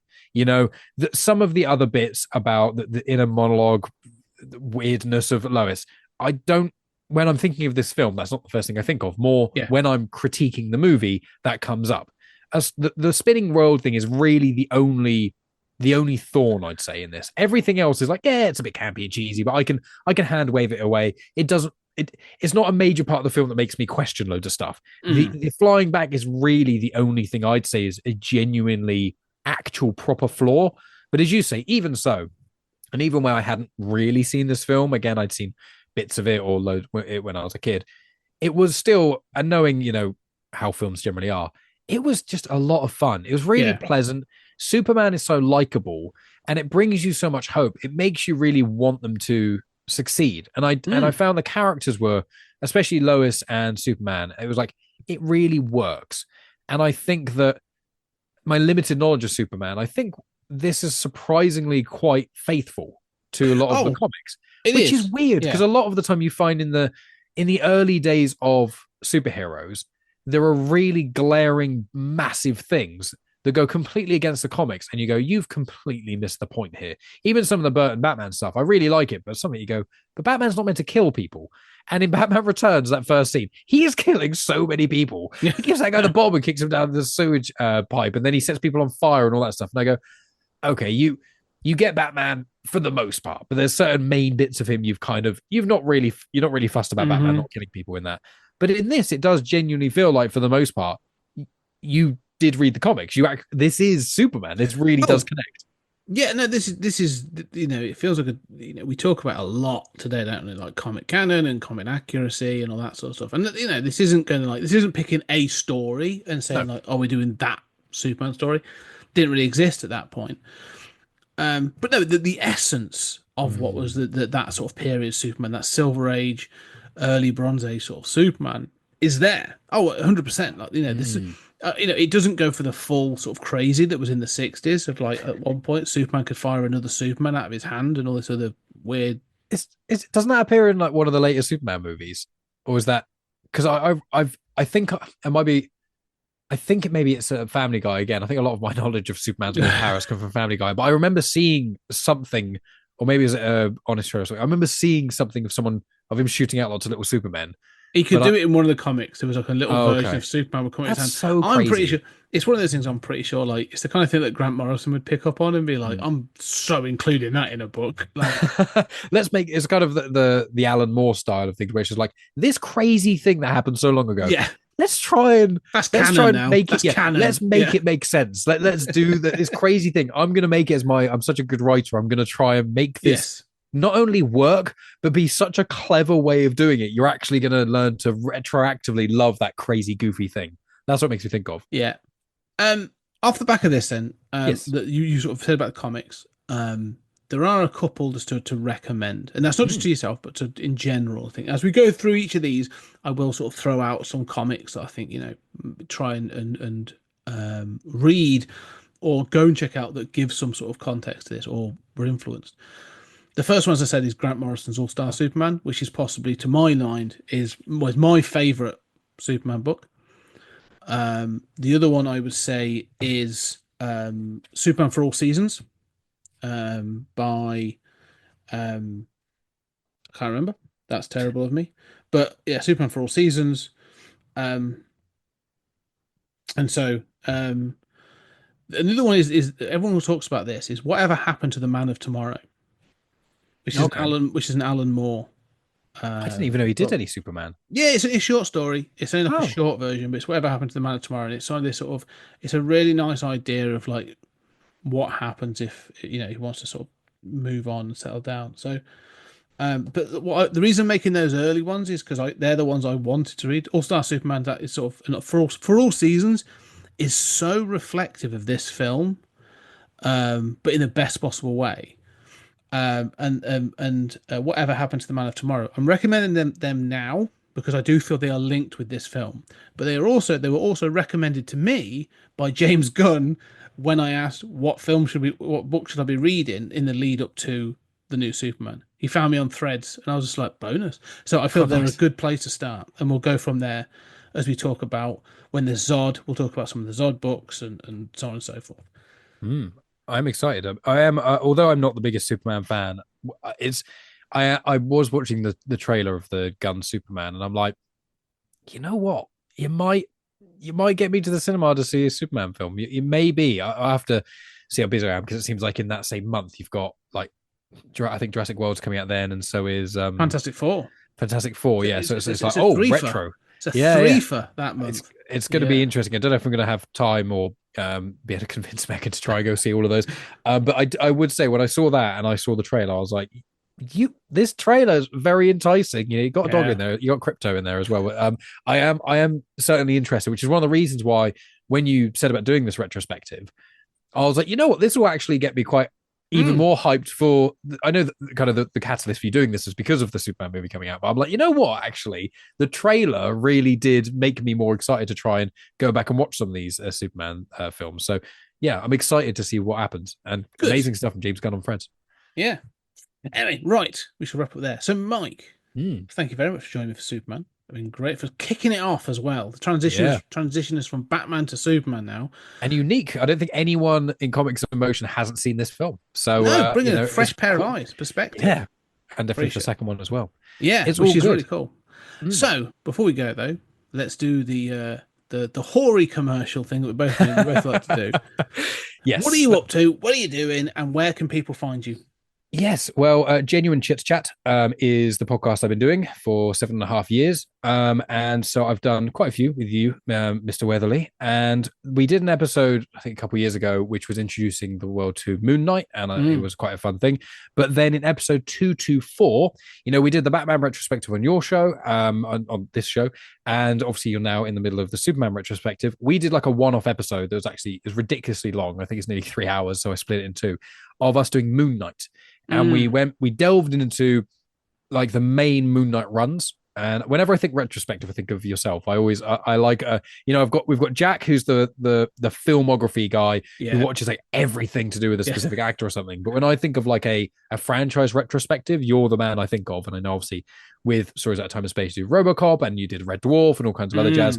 So I think if people like your format, which I presume they will, if they're listening and are at the end, if you've not heard my show before, that's a really good place to start because it's this kind of conversation, but about Moon Knight.